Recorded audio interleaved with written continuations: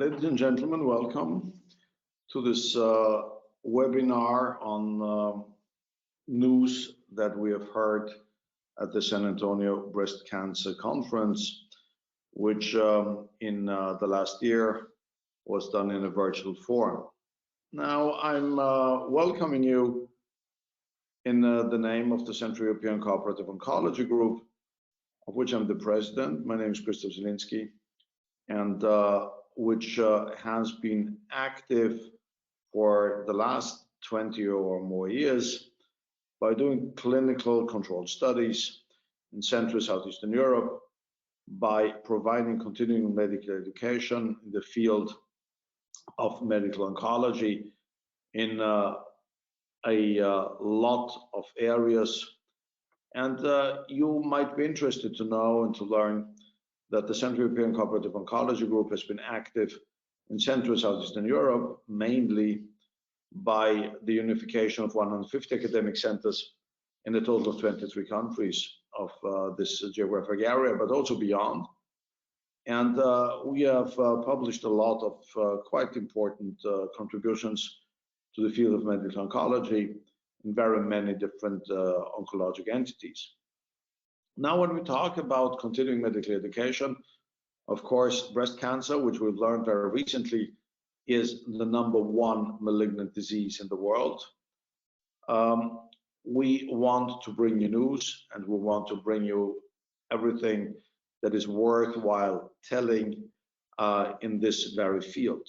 Now, when we talk about this, the San Antonio Breast Cancer Conference is one of the highlights, major highlights of the year within this area. And we want to bring you again all the information that you would want to know about what was going on in an important way during the last meeting in December 2020. I want to thank Eli Lilly for making this meeting possible and by supporting us in very many ways.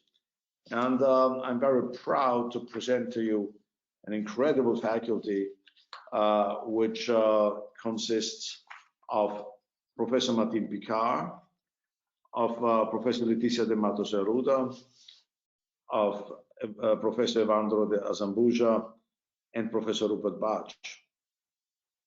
We will bring to you news and knowledge about the use of immune checkpoint inhibitors, about the use of a series of approaches which were discussed during the TILER-X studies, the MIND-X studies, and others. And finally, the use of CDK4/6 inhibitors as one of the major highlights which have occurred and developed in the treatment of hormone-dependent breast cancer, be it early or advanced.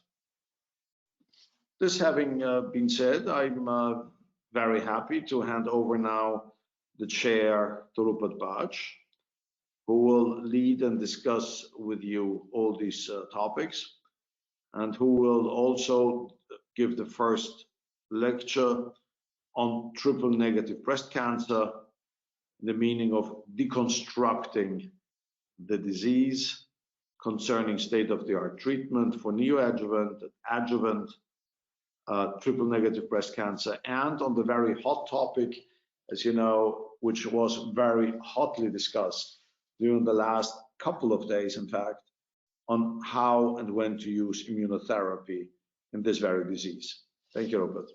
So I will talk about deconstructing triple-negative breast cancer, and of course the title is a little bit presumptuous. As being a simple clinician, I will definitely not be able to dissect triple-negative breast cancer, but still I will try to give you an overview about certain relevant developments in this field over the last years, with a focus, of course, on the San Antonio Breast Cancer Symposium. These are my disclosures.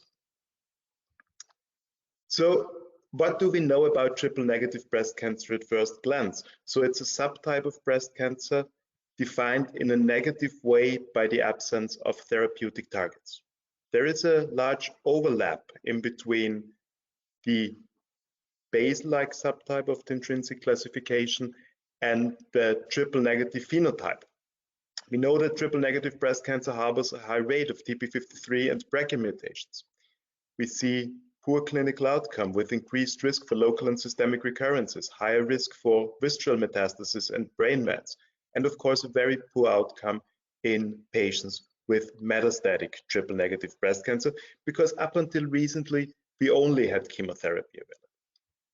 Now, let's look at it in a very general way first. And what do we know about chemotherapy in breast cancer? In the adjuvant setting, we have seen some gradual improvements over time, from CMF over anthracyclines to the taxane area, with small improvements in long-term survival. This, of course, is not typical for triple-negative breast cancer itself, but more general for all breast cancer subtypes.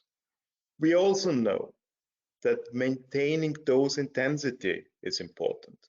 That reaches back to the old CMF days, but is even more relevant perhaps today with the recent EBC-TCG meta-analysis showing that an overall survival benefit is conveyed by sequential and/or dose-dense chemotherapy administration. Again, this effect is completely independent of breast cancer subtypes. So the question is there any specific chemotherapy for TNBC?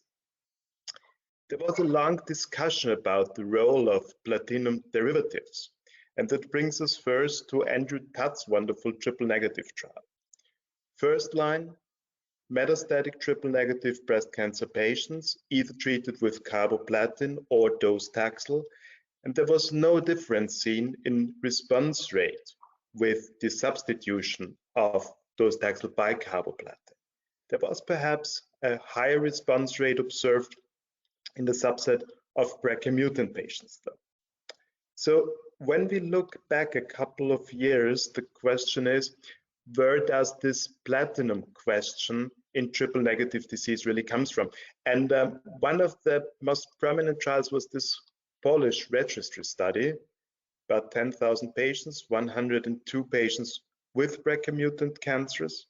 And in the small subset of patients receiving cisplatin, it appears that a very pronounced pathologic complete remission rate of over 80% was achieved. However, if we look at the randomized trial, TBCRC 031, comparing cisplatin to AC in patients harboring germline BRCA mutation, it is clear that cisplatin is not superior to conventional chemotherapy.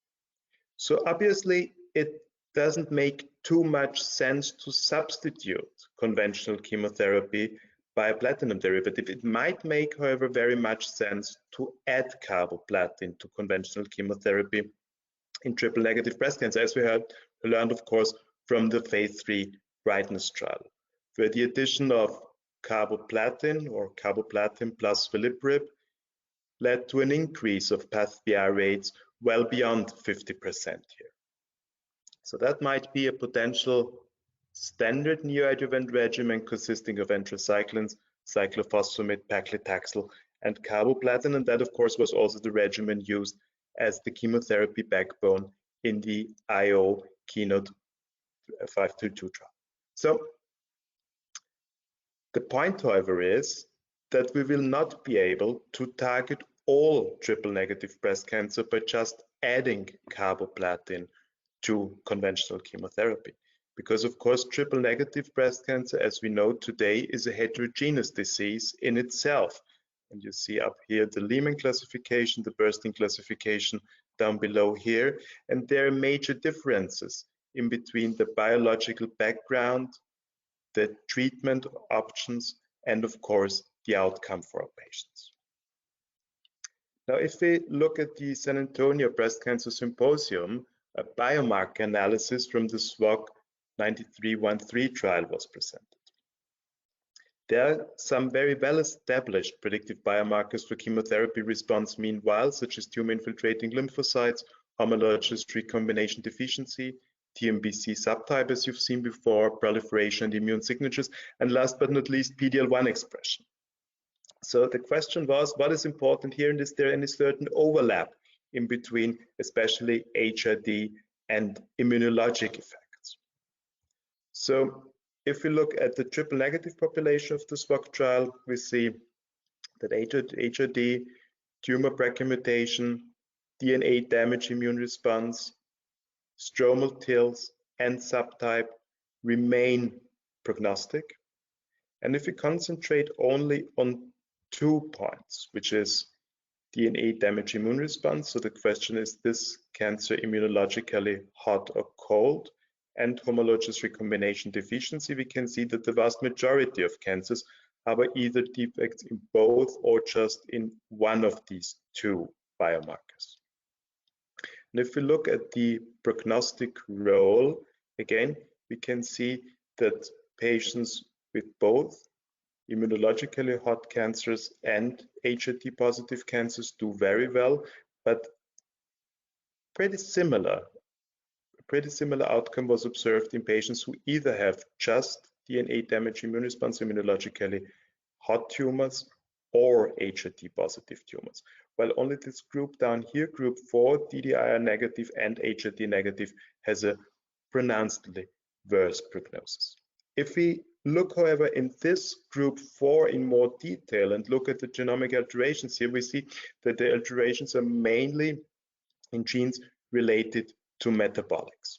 So the authors concluded that it's definitely important that a tumor is immunologically hot, but even in immunologically cold tumors, as long as they harbor homologous recombination deficiency, these cancers can be salvaged. These patients can be salvaged by adequate treatment.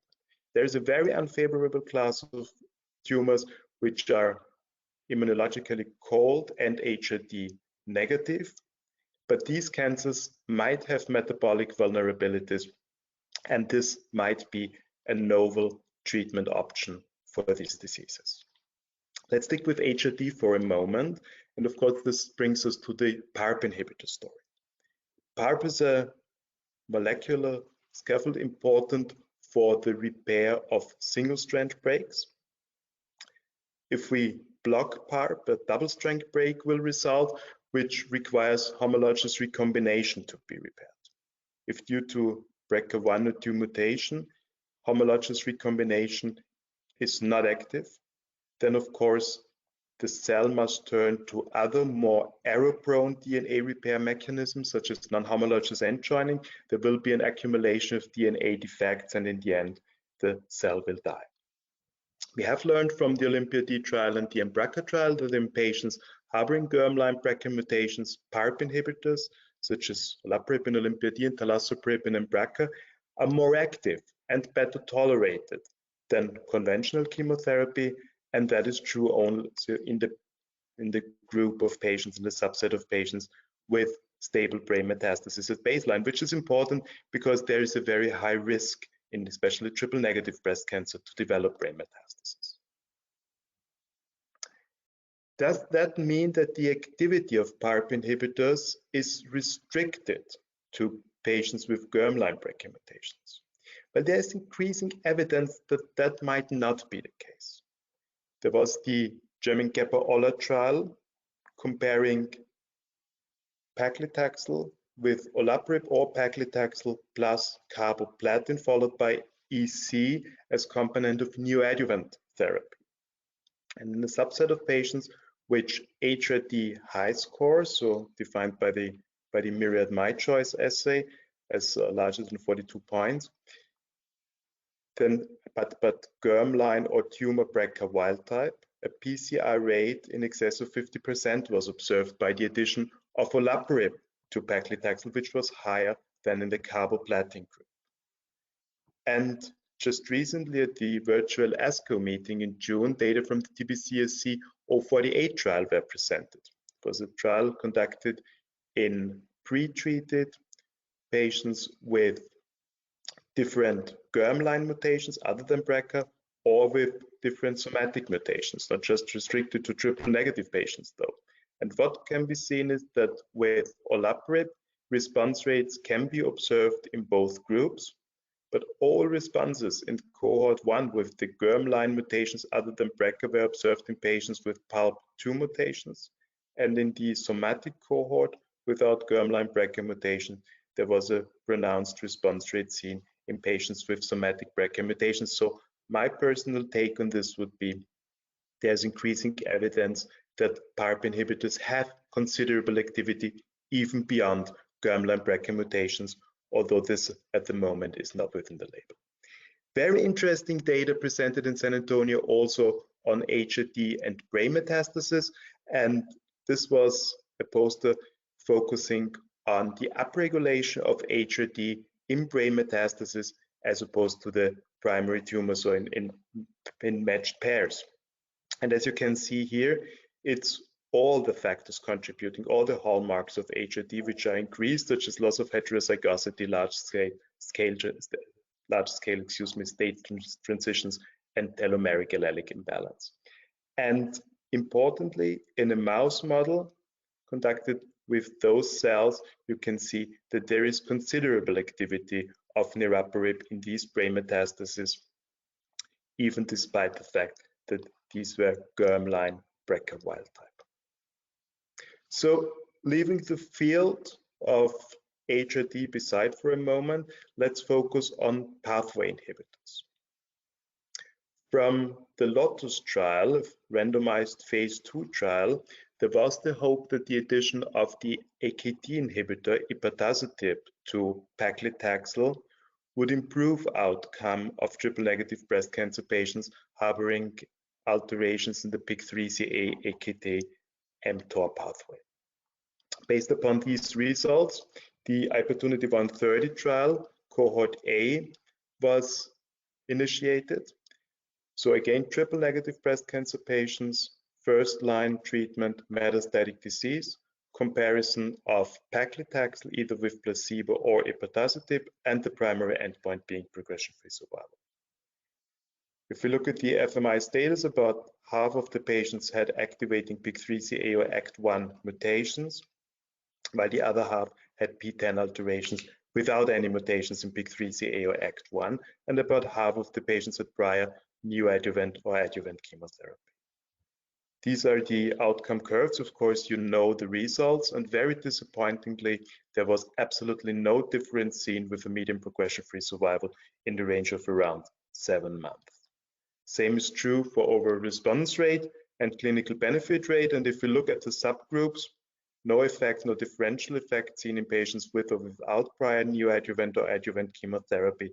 And also here in the two FMI groups, PIK3CA and AKT activating mutations or PTEN alteration, absolutely no difference observed. So what that really tells us is we still obviously need, in a disease that is so heterogeneous as triple-negative metastatic breast cancer, the large phase 3 trials in order to develop our treatment strategies. A very interesting, albeit again phase 2 trial, was studied by Joyce O'Shaughnessy on trilaciclib, which is an IV CDK4/6 inhibitor. This was a comparison, a randomized comparison of carboplatin, gemcitabine, with or without trilaciclib, either on the same day or on the day before chemotherapy. But please bear in mind that the primary endpoint was not an oncologic endpoint, but the primary endpoint was about safety. Now, you all know that CDK4/6 inhibitors have no activity in triple-negative breast cancer. Perhaps there is some activity in the luminal androgen receptor positives, but in general, we believe that CDK4/6 inhibitors in triple-negative breast cancer have no relevant activity. So this is really about the modulation of chemotherapy response by targeting immunologic effects in the microenvironment. These are the outcomes. Again, please bear in mind secondary endpoints.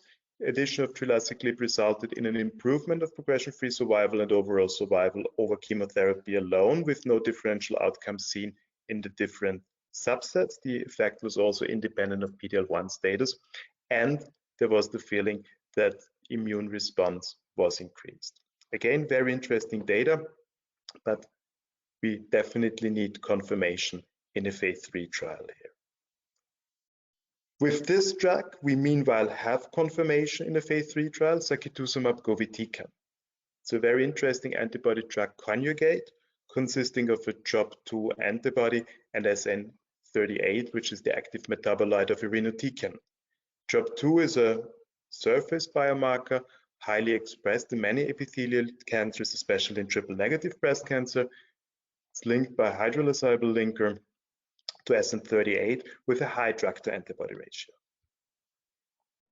The drug is meanwhile approved by FDA. We don't have any European approval yet, which is sad, of course. This is the Ascent trial, which was first presented at the virtual ESMO meeting 2020, randomized phase 3 trial comparing sacituzumab govitecan with treatment by physician's choice in pre-treated patients with triple-negative disease. And you all know the results, of course. There was a clinically highly relevant prolongation of progression-free survival and overall survival seen, albeit with some relevant toxicities, both hematologically and non-hematological. At the San Antonio Breast Cancer Symposium, a biomarker analysis was presented, conducted in the Brain Mets negative subgroup regarding the activity independence on TROP2 expression and BRCA mutation status. When we start with the TROP2 expression first, we see that in the group of patients with low TROP2 expression, in absolute numbers, progression-free survival and overall survival was lowest, but still the benefit for sacituzumab govitecan was maintained. But please bear in mind subset analysis and quite low numbers, but it appears that patients with higher intermediate TROP2 expression have in general a better outcome. Same is true with regards to overall response rate. So absolute lowest numbers in the TROP2 low expressors, but still the benefit for SG over conventional chemotherapy is maintained. And regarding BRCA mutation status, both response rate, progression-free survival, and overall survival are improved completely independent of BRCA mutation status in the SG group as compared to conventional chemo. Veronique Diarra also presented the outcomes of the brain met subset. So patients with stable brain metastasis at baseline were allowed to be included, and the absence or presence of brain metastasis was a stratification factor. And this seems to be the only group of patients where SG has no benefit over conventional chemotherapy, with very low response rates observed in both groups. Perhaps the stable disease rate was somewhat higher with SG, but there was no statistically significant improvement seen in terms of progression-free survival or overall survival. So that brings us back to the fact that brain metastases are a dire consequence of triple-negative breast cancer with a very poor prognosis. Does that mean that SG has no activity in brain metastasis? Well, not really, because of course we cannot say anything for sure about the activity in active brain metastasis here. This brings me to the last part of my talk, and Evandro will later on focus on immunotherapy in metastatic triple-negative disease, while I will talk just a little bit about the potential role of immunotherapy in the neoadjuvant setting. And I will start with IMpassion031 trial. That was a study evaluating the addition of either atezolizumab or placebo to a Geber-Septo-style neoadjuvant chemotherapy consisting of nab-paclitaxel followed by 4 cycles of AC. Primary endpoint, PCR rate. And as you all know from the ESMO meeting, these data were presented by Nadia Harbeck at the ESMO meeting. There was a statistically significant and clinically relevant improvement of path-DR seen with a delta of 16.5%. Importantly, this effect seems to be independent of PD-L1 expression. Both groups did derive benefit from the addition of atezolizumab, both the PD-L1 positive and the PD-L1 negative group. Although independent of the addition of IO, the path-DR rates were higher in the PD-L1 positive group. So obviously the PD-L1 status in the neoadjuvant setting is prognostic in the way it predicts for path-DR, but it's not predictive for IO benefit. At the San Antonio Breast Cancer Symposium, Elisabeth Mittendorf presented data on quality of life in the IMpassion031 trial. And as you can see here, regarding general quality of life, there is no further increase with the addition of atezo to conventional chemo. This is true for general quality of life and also for specific side effects such as fatigue, nausea, vomiting, and diarrhea. What is interesting, however, and I think this is something we need to discuss with our patients as well, is the fact that independent of the addition of IO, from cycle to cycle during the adjuvant chemotherapy, the burden of side effects, the bother for the patients, seem to increase in a relevant way. Now, as you know, Impassion 031 is not the only trial evaluating neoadjuvant addition of immunotherapy, and this is also a very interesting study, Keynote 522, which evaluated the addition of pembrolizumab to a brightness-style regimen consisting of carboplatin plus paclitaxel followed either by doxo or epirubicin plus cyclophosphamide. Primary endpoint was PCR rate and event-free survival. And these data have been presented at last year's ESMO meeting, again a clinically relevant and statistically significant improvement of PCR rates with the addition of pembro, and that again was true both in the PD-L1 negative and the PD-L1 positive cohort. Quite interesting to see that the effect was more pronounced in patients with positive nodal status and in patients receiving weekly as opposed to 3-weekly carboplatin. So the idea behind this is that weekly carboplatin is more immune modulatory and less immune suppressive. What was really impressive here, and we have seen a similar trend in Impassion 031, were the EFS data. This is statistically not significant because of the pre-specified p-value boundary, but still the hazard ratio of event-free survival after very short median follow-up of just 18 months is quite impressive with 0.63 here. What does that tell us? Well, if we go a long way back to the Patricia Cortazar meta-analysis and the Berry-Udis curve, we know that in the time of chemotherapy, there was a very clear correlation seen in between path-TR rate difference, so increment or delta path-TR, and the hazard ratio regarding event-free survival. If a trial was far off the Berry-Udis curve, it might have some background, such as the Artemis trial here, which used bevacizumab, which might not have any activity with regards to micrometastasis, or gapacixto, down here far below the Berry-Udis curve.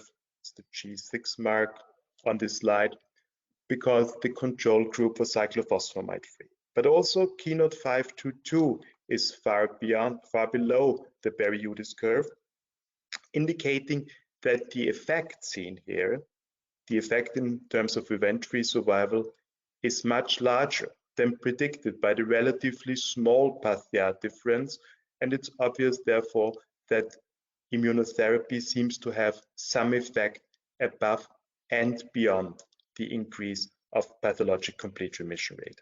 So my personal take on this would be that if the data become more mature and this difference becomes statistically significant, immunotherapy will clearly be an important part of neoadjuvant treatment for triple-negative breast cancer. Is it always so easy? Well, perhaps not in the end. Of course, this is biology. And we have also seen the negative NeoTrip trial, where the addition of atezolizumab to a very intense neoadjuvant chemotherapy regimen consisting of 8 cycles of nab-paclitaxel plus carbo, followed by FEC or AC in the adjuvant setting, did not improve pathologic complete remission rate, which brings the question up, is there any specific chemotherapy backbone we should use or we should not use when we administer IO in breast cancer? But I would believe that Evandro will talk about this later on, which is a very tough field to dissect, of course. With that, I leave you, and I thank you very much for your attention, and I'm happy to take any questions. Thank you very much, Rupert. This was, of course, a very stimulating talk. I'm happy to start a couple of questions which were submitted in the meantime. And one probably of the most important question is, we now know how to deconstruct sort of triple-negative breast cancer. This is great.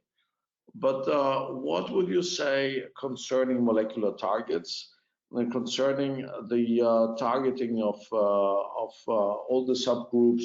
And in other words, what the discussant wants to know is how will the future look like concerning the treatment of triple-negative breast cancer when we consider what happened in the past with the defragmentation of breast cancer in general? Well, regarding clinical trials, very good question, of course. Regarding clinical trials, I think it will get harder to build large randomized phase 3 trials in the metastatic setting because we are learning increasingly that triple-negative breast cancer is very heterogeneous. So I think the optimal way to go from here would be I-SPY 2 type trials in the neoadjuvant setting, concentrating on very specific breast cancer subsets. Regarding the clinical application at the moment, we have the group of the PD-L1 positive and or germline BRCA mutant triple negatives. I would believe that eventually the role of PARP inhibitors will extend to HRD high, PALB2 mutant or somatic BRCA mutation carriers as well, which is important because more patients can benefit from this group of important drugs. Regarding pathway inhibition, that concept somehow wasn't very successful in triple-negative breast cancer today. You had also in CCOG the trials with bevacizumab, which works in principle, but did not have this major effect as HER2-directed treatment has in HER2-positive breast cancer. We have not fully been able to define the role of androgen inhibitors, androgen receptor inhibitors in the luminal androgen receptor positive breast cancer subset. And also more novel treatment strategies such as AKT inhibitors, as we have seen before, have not been successful to date. So obviously there is something in this group of disease that makes it very hard to use classic pathway inhibitors, which is disappointing. Of course, we also have data, we go back to Jose Baselga and cetuximab plus platinum derivatives. So there's always some inclination there might be a benefit for the addition of pathway inhibitors. But in the end, this has never made it to clinical routine. Another question which came up here is, of course, something which is quite logical, in that it was asked whether we could not make a similar strategy as in lung cancer, which has been falling apart, and where a lot of phase 2 studies were leading to the registration of effective drugs. So the question would be whether this could not be a quite an attractive model for other such entities like triple-negative breast cancer. Yeah, again, very, very important comment, and I fully agree with that. I would, however, rather try to do this in the neoadjuvant setting. So again, an I-SPY 2 style trial, that makes perfect sense for me, with one singular control group and different biology-based intervention groups with different novel drugs. So dissecting triple-negative breast cancer into many different disease entities and doing phase 3 trials the classic way in the metastatic setting first, that might not be possible with the relatively small entities we will see in the end. The next presentation, it's my particular honor and pleasure to introduce the grande dame of breast cancer research and clinical breast cancer research in Europe and throughout the world, Professor Martine Piccart, who will now talk about a very important issue. In fact, the outcome of trials and what will I do on Monday by reviewing a series of different trials, which she will now reflect upon and give you her thoughts, which definitely, as knowing Martine, will be very, very interesting, provoking, and instructive. Thank you very much, Martine, for joining us. Thank you very much, Christoph, and good afternoon to all of you. And it's clearly a privilege for me to be asked to summarize the exciting new knowledge we have accumulated in recent months about the clinical utility of gene expression signatures. Thank you so much. So, first of all, my disclosures. Just to insist that I have no financial relationship with the companies that are marketing gene expression signatures. So as everybody knows, we have a huge responsibility as medical oncologists when it comes to the decision of adjuvant treatment, yes or no, for our breast cancer patients. And in this difficult task, we welcome prognostic biomarkers, but also predictive biomarkers. In the last 15 years, we have seen the development of 5 gene expression prognostic classifiers, which have entered the clinic to help with adjuvant treatment decision-making, mostly in luminal breast cancer, because there, these gene expression signatures have shown to add prognostic information beyond the one that we can get with traditional clinical and pathological features. These signatures are the breast cancer index, EndoPredict, Prosigna, Oncotype DX, and MammaPrint. Now, 3 of the signatures, as indicated on the slide, have undergone prospective testing for the demonstration of their clinical utility up to level 1A in very large clinical trials. We will not discuss the Optima study today because this interesting trial is still running. And what we will discuss mostly is the very first results of Eric Sponder presented in San Antonio. But what I will do today is put the results of this particular trial in the context of the mature results of TAILORx and MINDACT. So this busy slide, in fact, shows you the design of these 3 very important precision medicine clinical trials. So on the right part of the slide, you see the design of Eric Sponder. Eric Sponder focused exclusively on patients with luminal breast cancer and 1 to 3 positive nodes, showing an Oncotype recurrence score between 0 and 25. It's a very large trial that recruited more than 5,000 women randomized to receive endocrine treatment alone or chemotherapy plus endocrine therapy.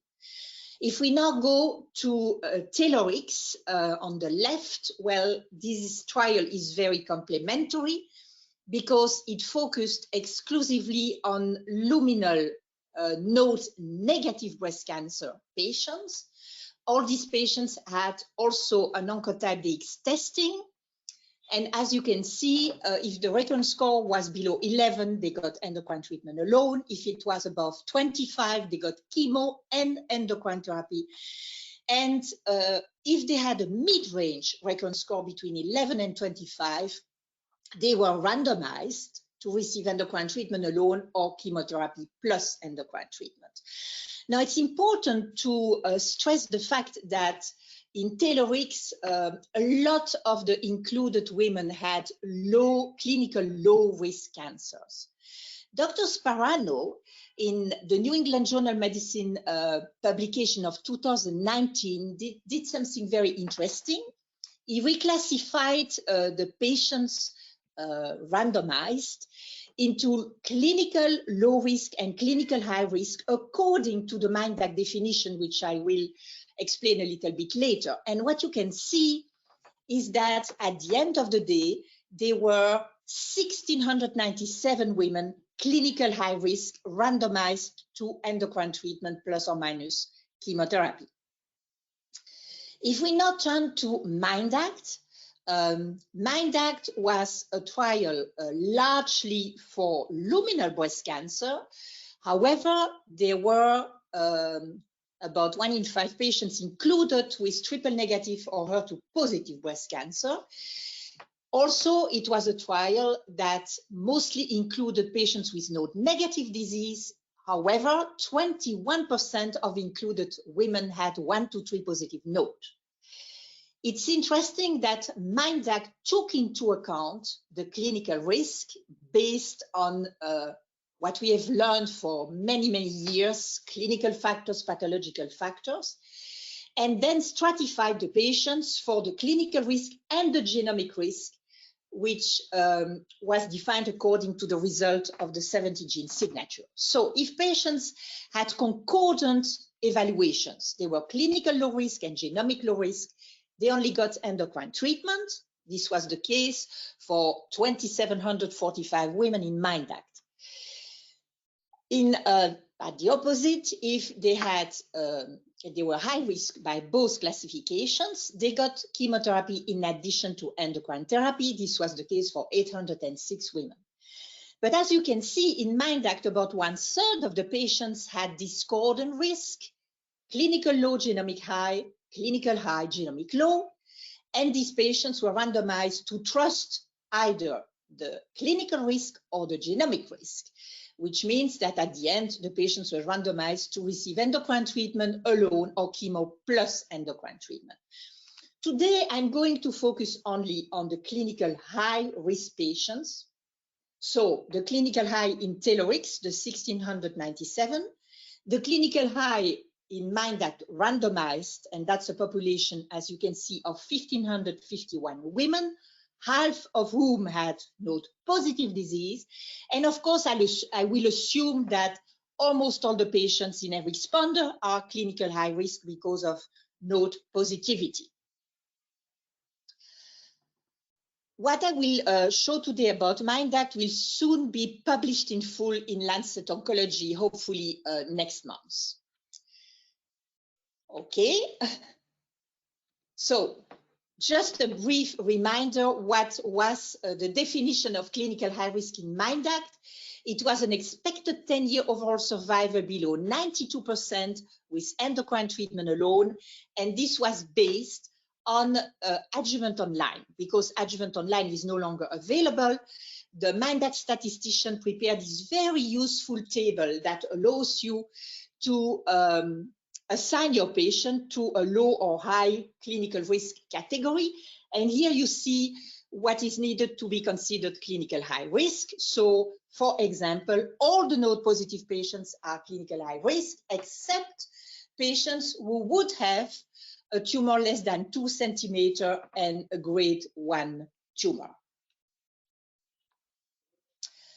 Okay, now a comparison of these 3 trials in terms of their primary endpoint, their follow-up, and whether or not the primary hypothesis was verified.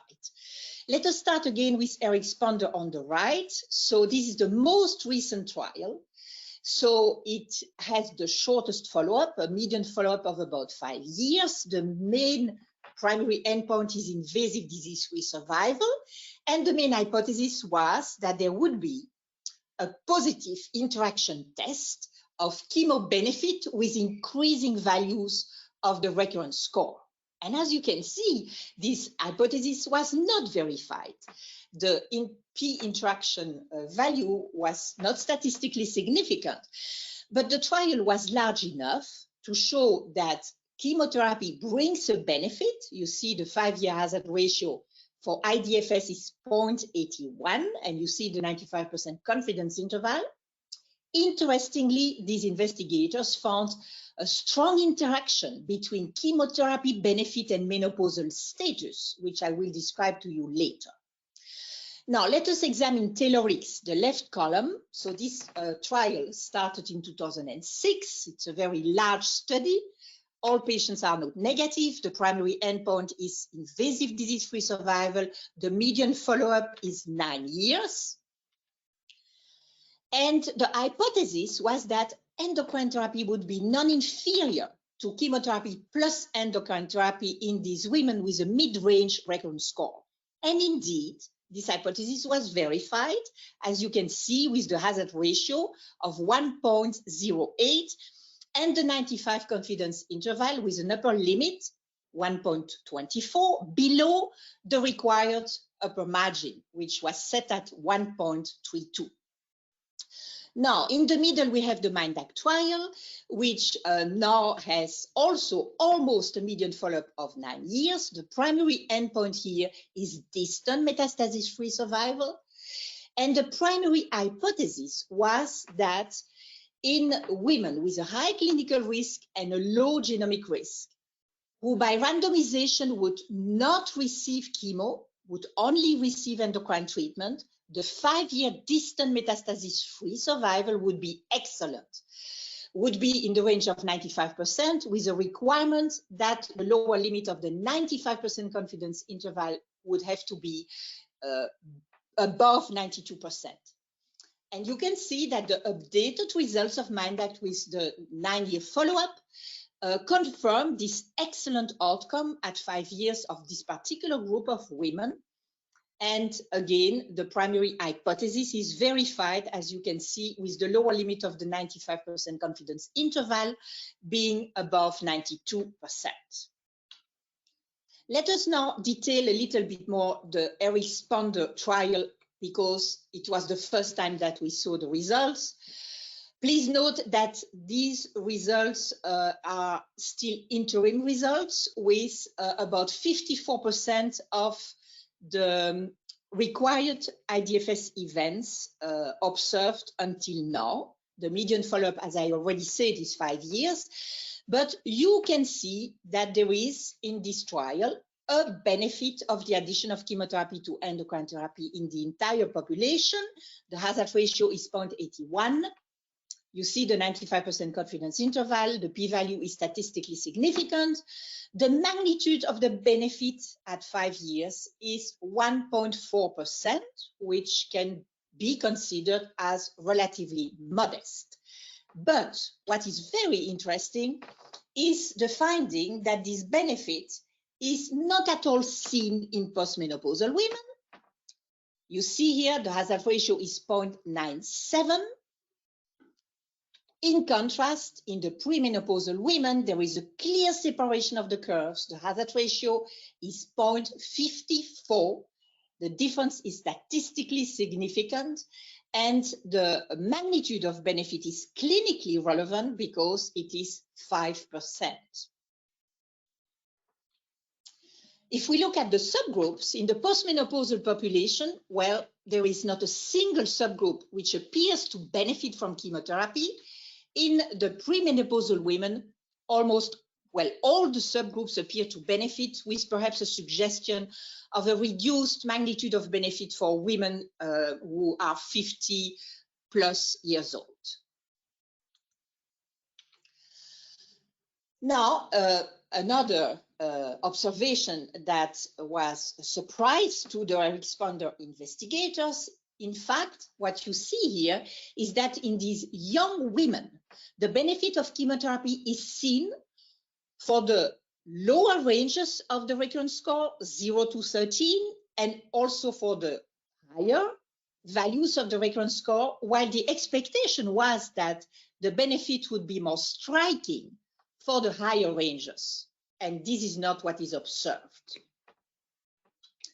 I just want to draw your attention to an interesting paper by the group of Mitch Dowsett, published last year, which attempts to identify the molecular drivers of the Oncotype gene expression signature. And what you can see here is that for the low values of the recurrence score, below 25, if you look at the right graph, what you can see is that the molecular driver there is the estrogen module. In contrast, for these low values of the recurrence score, you can see in the left graph that proliferation is not really a driver. It becomes a driver for the higher values of the recurrence score beyond 25. And something that I learned in this article and I didn't know is that in the construction of the signature, the proliferation, in fact, has been threshold, as you can see. So this makes me think perhaps that this could be, but we have to be cautious, an indirect argument to think that the benefit we see for chemotherapy in the young women could possibly occur via an endocrine effect. Now, an important slide here, because it also shows that at 5-year median follow-up, there is a survival benefit in the young women, statistically significant. The magnitude is a 1.3% improvement in 5-year survival. So the conclusion of Dr. Zielinski at the San Antonio Breast Cancer Conference was that the relative benefit of chemotherapy was similar across all the values of the recurrence score between 0 and 25, that the postmenopausal women did not benefit from adjuvant chemotherapy in any subgroup, while in the premenopausal women, there was a clear benefit from the addition of chemotherapy, with a 46% relative decrease in IDFS events and a 53% relative decrease in death. Now, I'm coming to an important discussion about the age effect. What I'm showing on this slide is the proportion of women above 50 or below 50. In fact, in MINDACT and TAILORx, we don't have precise data on menopausal status, so we have done analysis according to age, assuming that a majority of women above the age of 50 would be postmenopausal. So what you see here is the proportion of these pre- and postmenopausal women in the 3 studies. What you also see is that the type of chemotherapy that was used is a little bit different, and there seems to be a great popularity of the TC regimen in the US, docetaxel cyclophosphamide. It was used in more than 50% of the women, while in MINDACT, it was definitely less used, and apparently in Europe, we use more anthracycline plus or minus taxane-based regimens. Non-adherence to randomized therapy, of course, occurs in all the randomized studies. It was about in the range of about 12–13% in these trials. And then an important observation also is that the endocrine treatment used in these 3 studies for the young women was not the strongest one, because as you can see, ovarian function suppression was only used in 13–20% of these women. Now, this is the most important slide of my talk. What I've tried to do here is to indicate the benefit or the lack of benefit of the addition of chemotherapy to endocrine therapy according to age and clinical risk across the 3 trials, because what I am trying to show to you here is that the results of these 3 trials reinforce one another. So, in the blue circles, you see that all the women or postmenopausal women at high clinical risk, according to the MINDACT definition, well, do not benefit. You see that the point estimate for the hazard ratio is about 1 in the 3 studies.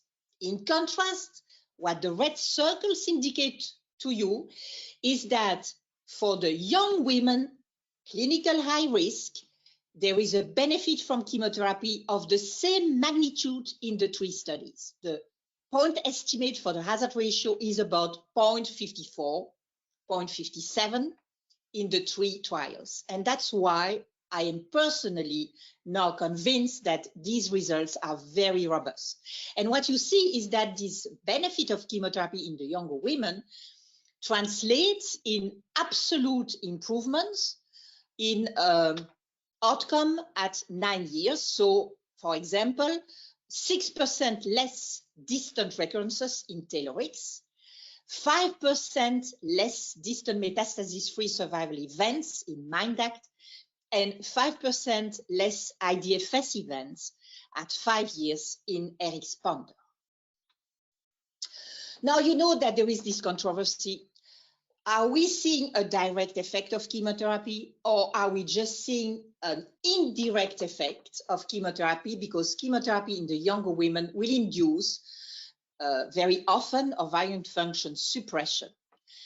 Well, at least in the TaylorX publication of 2019, there is this graph that is very suggestive that it could well be an ovarian function suppression effect, because what you see there is the benefit in the young women with a recurrence score between 16 and 25 according to age.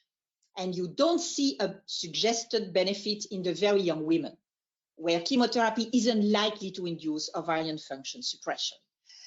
We have also learned through the conduct of these important trials, TEXT and SOFT, that if we fine-tune endocrine treatment in young women at very high risk, we clearly see differences in outcome, with the best results achieved with ovarian function suppression and exemestane.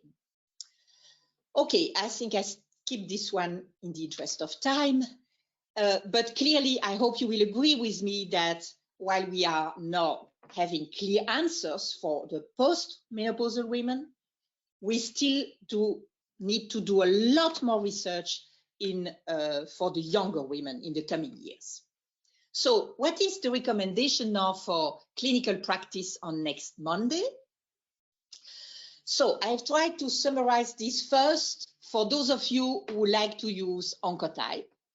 So you see this graph is also divided according to postmenopausal, premenopausal, node positive, node negative. So if the recurrence score is higher than 25, well, there is a uniform recommendation for chemotherapy, independently from menopausal status, nodal status. But if the recurrence score is below 25, the situation is now easy for postmenopausal women, whether they are node negative or they have 1 to 3 positive nodes, there is no indication for chemotherapy. The situation for the premenopausal women is more complicated.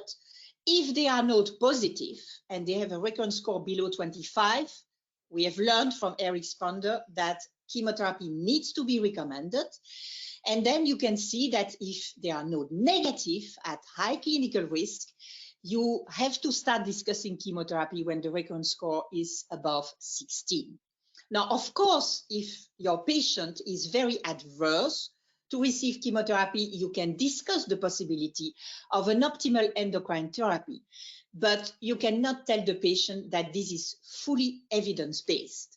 And the next diagram is for those of you who prefer to use MammaPrint. So here, what you can see again is that if you have a MammaPrint high-risk signature, and this you will see in about 1 out of 3 of your patients, normally you recommend chemotherapy. If you have a low-risk MammaPrint signature for postmenopausal women, you will not recommend chemotherapy even if they are at high clinical risk. For the premenopausal women, you will have to recommend chemotherapy if they are at high clinical risk. And then the 2 question marks relate to the situation where you have a high-risk MammaPrint signature, but a low clinical risk. And I have indicated a question mark because unfortunately, MINDACT is not powered to robustly show a benefit there. There is a suggestion of a benefit. And this was presented by Dr. Van Utveer in San Antonio. She made a presentation on the clinical low-risk patients in MINDACT.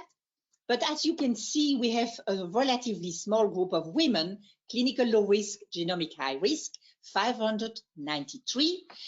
There you see that giving chemotherapy to these women might be beneficial. The hazard ratio is 0.85, but the 95% confidence interval is very large, so there is no certainty. Now, very quickly, in 4 or 5 minutes, another interesting approach to enable us to better individualize adjuvant therapy for women with luminal breast cancer.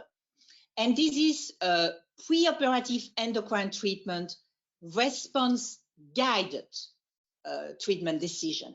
And here, very briefly, we will discuss two elegant trials, Alternate, a US trial, and Adapt, a German trial. But you see that for me, unfortunately, the clinical utility of this approach is not demonstrated.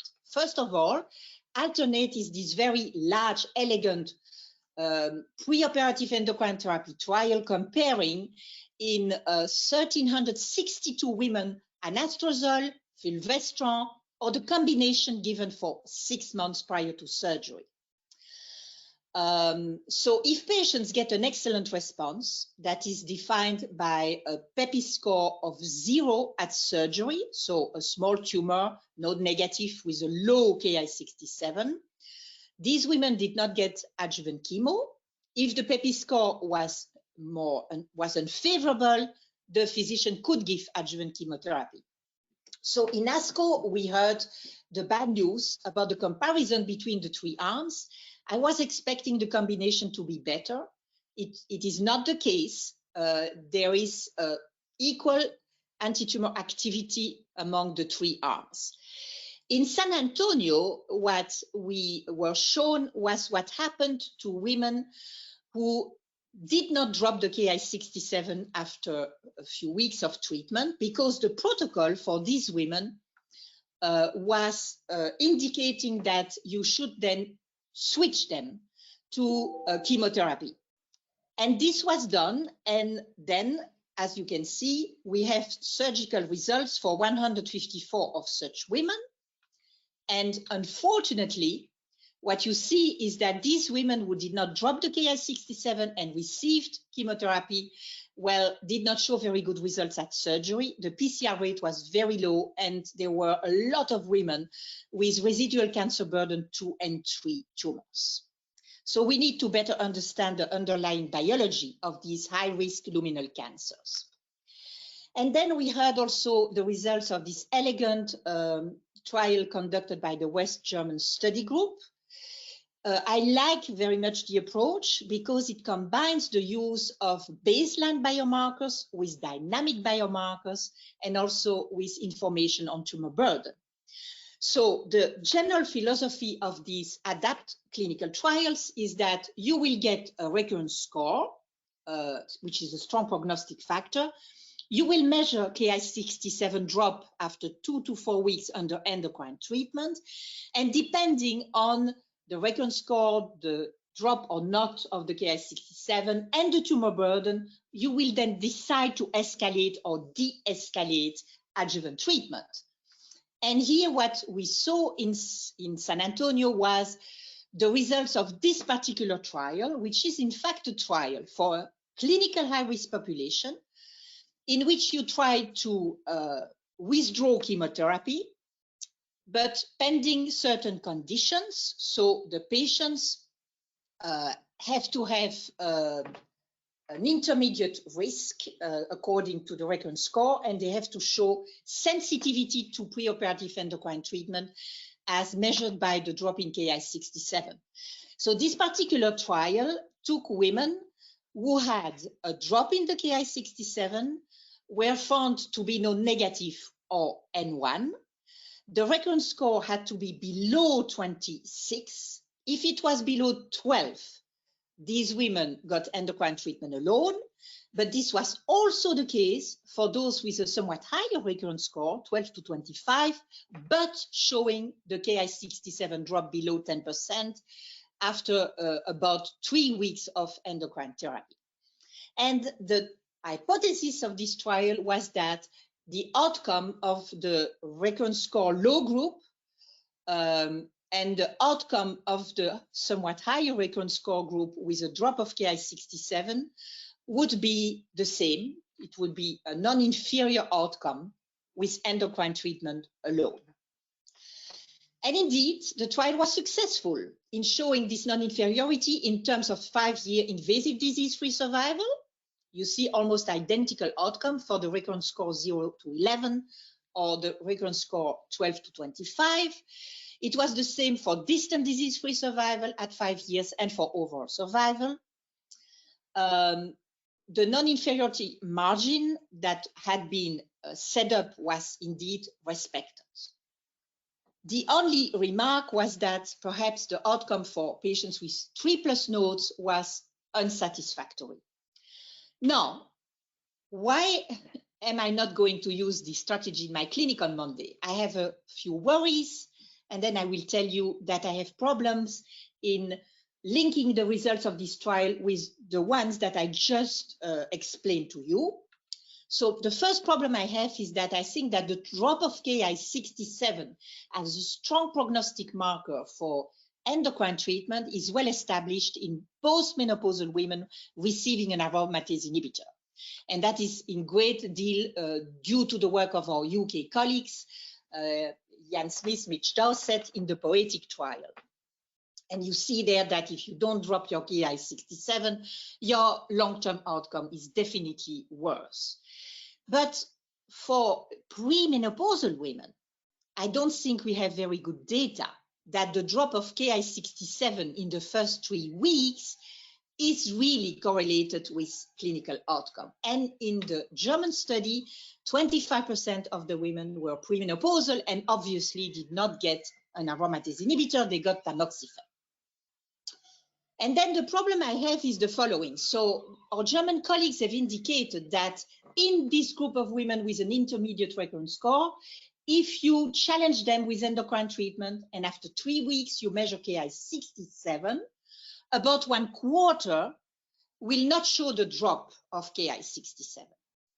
And then, of course, my problem is how do I link this to the results of TAILORx and ERIXPANDER? Because for the postmenopausal women, if I have a recurrence score between 12 and 25, up to 3 positive nodes, I have very solid data indicating that I don't need to give anything else than endocrine treatment.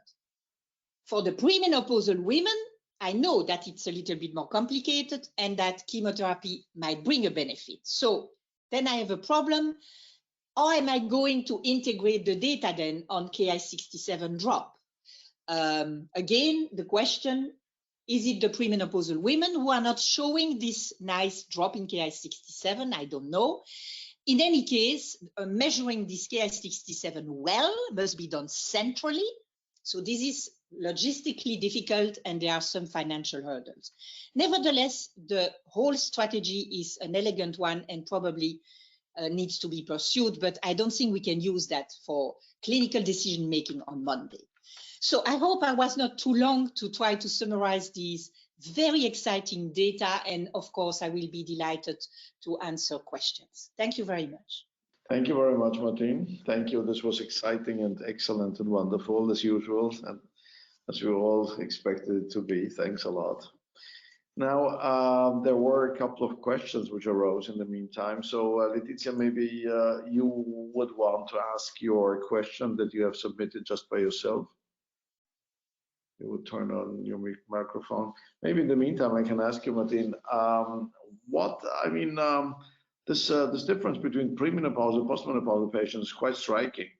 What would your biological explanation be for that? Well, you know, I have to be transparent and confess to you that I belong to the camp of oncologists that truly believe that this is an endocrine effect.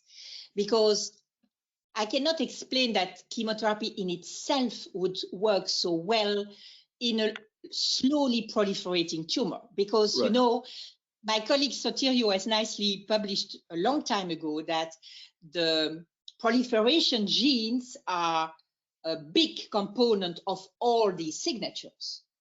And how can you explain that chemotherapy works in a tumor that proliferates very slowly? So, and then I had the opportunity to look at this paper of Mitch Dowsett, and I thought, yes, this is perhaps another argument to think that chemotherapy will shut down the ovaries.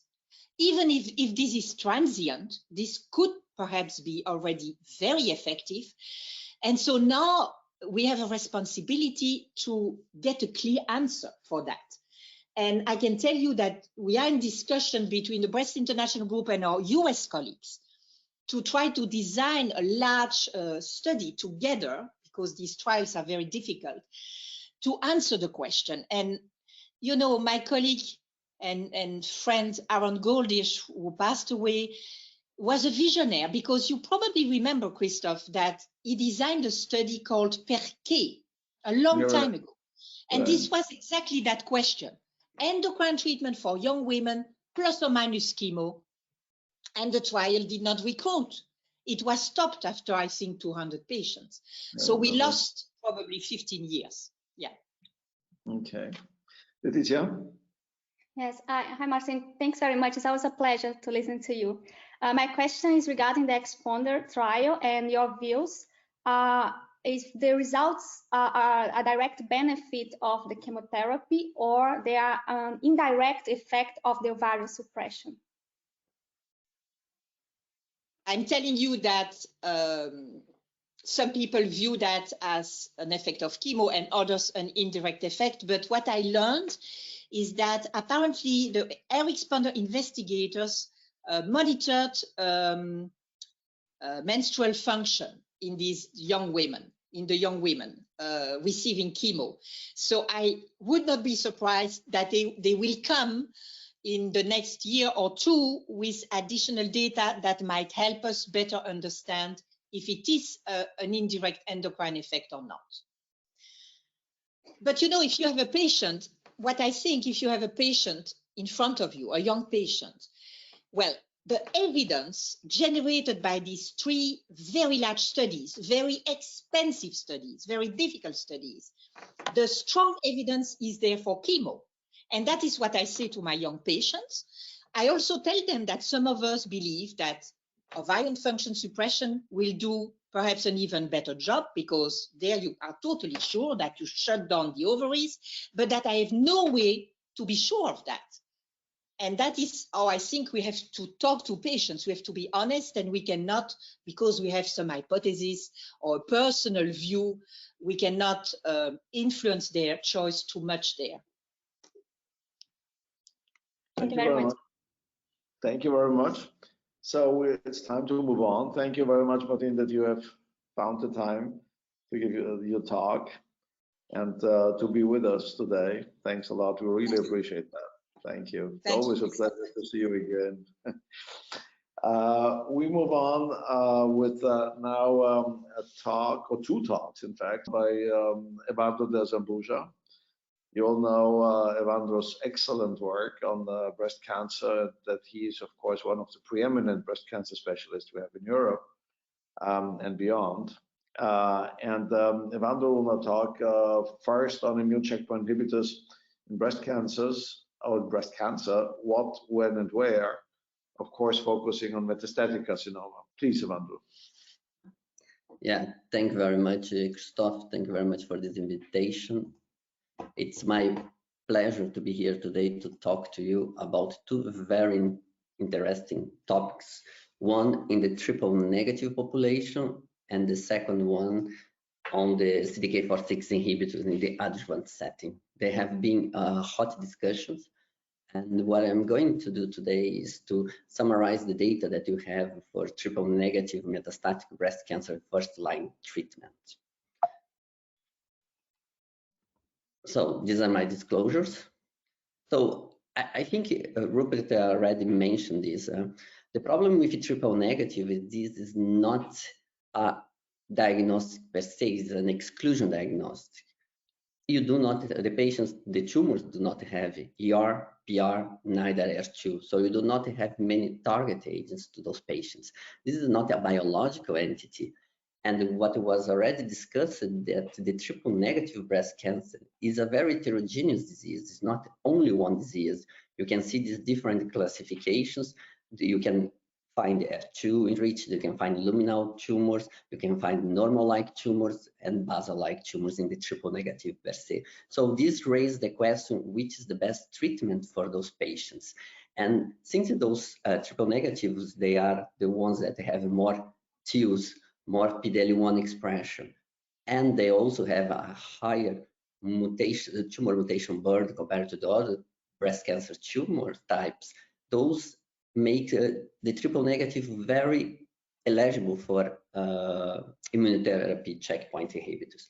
And this was how it started. They started testing immunotherapy, immune checkpoint inhibitors as a single agent in breast cancer. And it was quite disappointing when we saw the first results. We had a response rate between 4.7 until 18%.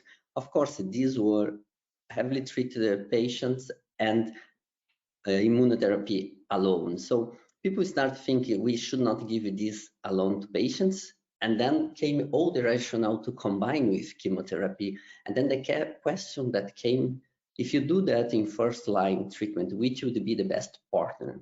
And now I'm going to discuss the 3 trials that test the immunotherapy as first line for triple-negative breast cancer patients with metastatic disease.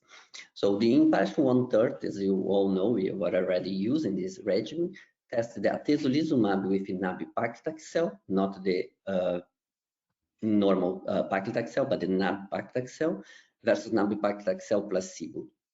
These patients, they had to have metastatic or inoperable, no prior treatment, and if they had received the taxanes in the neoadjuvant setting or adjuvant setting, this taxane-free interval should be greater or equal than 12 months. This trial had a hierarchical analysis. They tested first the results in the intention to treat it. If it was positive, they would go for the PD-L1 positive for progression-free survival, and then they would test overall survival in intention to treat population, and then in the PD-L1 positive population. So the ITT population was positive for progression-free survival. The PD-L1 positive population, as you can see in this curve, showed a 2.5 months improvement when you add atezolizumab to nab-paclitaxel. So it goes from 5 months to 7.5 months. The overall survival in the intention to treat population was not significant, but they looked into the data in the PD-L1 positive without looking for p-values. But what we could see in the first report, they had a 9.5 months improvement for atezo plus nab-paclitaxel versus paclitaxel alone. And when they report the final results in this curve, there is a 7 months improvement. So the median survival for patients treated with atezolizumab and nab-paclitaxel is 12.5 months compared to 18 months. So it's an improvement because this disease is very aggressive, so you don't have many things. And based on this, everybody started using, but it should be highlighted that only the PD-L1 positive population benefit from this combination. The PD-L1 negative has no benefit at all. The PD-L1 positive, this is tested with the SCP-142 by Ventana. These patients 1% or higher, they had a benefit if they are PD-L1 positive. And if you have a very high PD-L1 positive, they define greater than 5%, you can discuss this. You can see in this graph that the survival numbers are very small, but it improves from 10.8 to 28.9. It's very interesting to see the PD-L1 positive population, we had a 7% improvement in overall survival, but if they had a high PD-L1 positivity, they had up to 18. Of course, is unpowered for conclusions and small numbers, but it's interesting to see that. The second trial, also with atezolizumab, that raised a lot of questions was the IMpassion 131. Again, the same setting as the IMpassion 130. This trial looking for first line untreated, and if they received the taxane, if they had to complete at least 12 months from their randomization, the previous treatment. These patients, they were randomized to receive atezolizumab in paclitaxel this time, or paclitaxel placebo. And it was showed last year that unfortunately the median progression-free survival, neither in the ITT population or in the PD-L1 population, had improvement of adding atezolizumab to paclitaxel. The survival are very similar, 0.3 months difference, so not statistical. And it was surprising, and that raised a lot of discussion, is the overall survival in this trial. The patients who receive atezolizumab in paclitaxel, they had an overall survival of 22.1 months. The patients in the placebo with paclitaxel, they had 28 months. So it's difficult for us to understand the difference between the Impassion 130 and the Impassion 131. And this is very interesting to see. If you look into the Impassion, the atezolizumab arm in the both trials, in the 130, 25 months, and the 131, 22 months, similar. But if you look in the single-aged taxane, Impassion 130 with nab-paclitaxel, 18 months. But if you look into the Impassion 131, 28.3 months, so a 10 months difference. So this population in the Impassion 131 did extremely well with paclitaxel alone.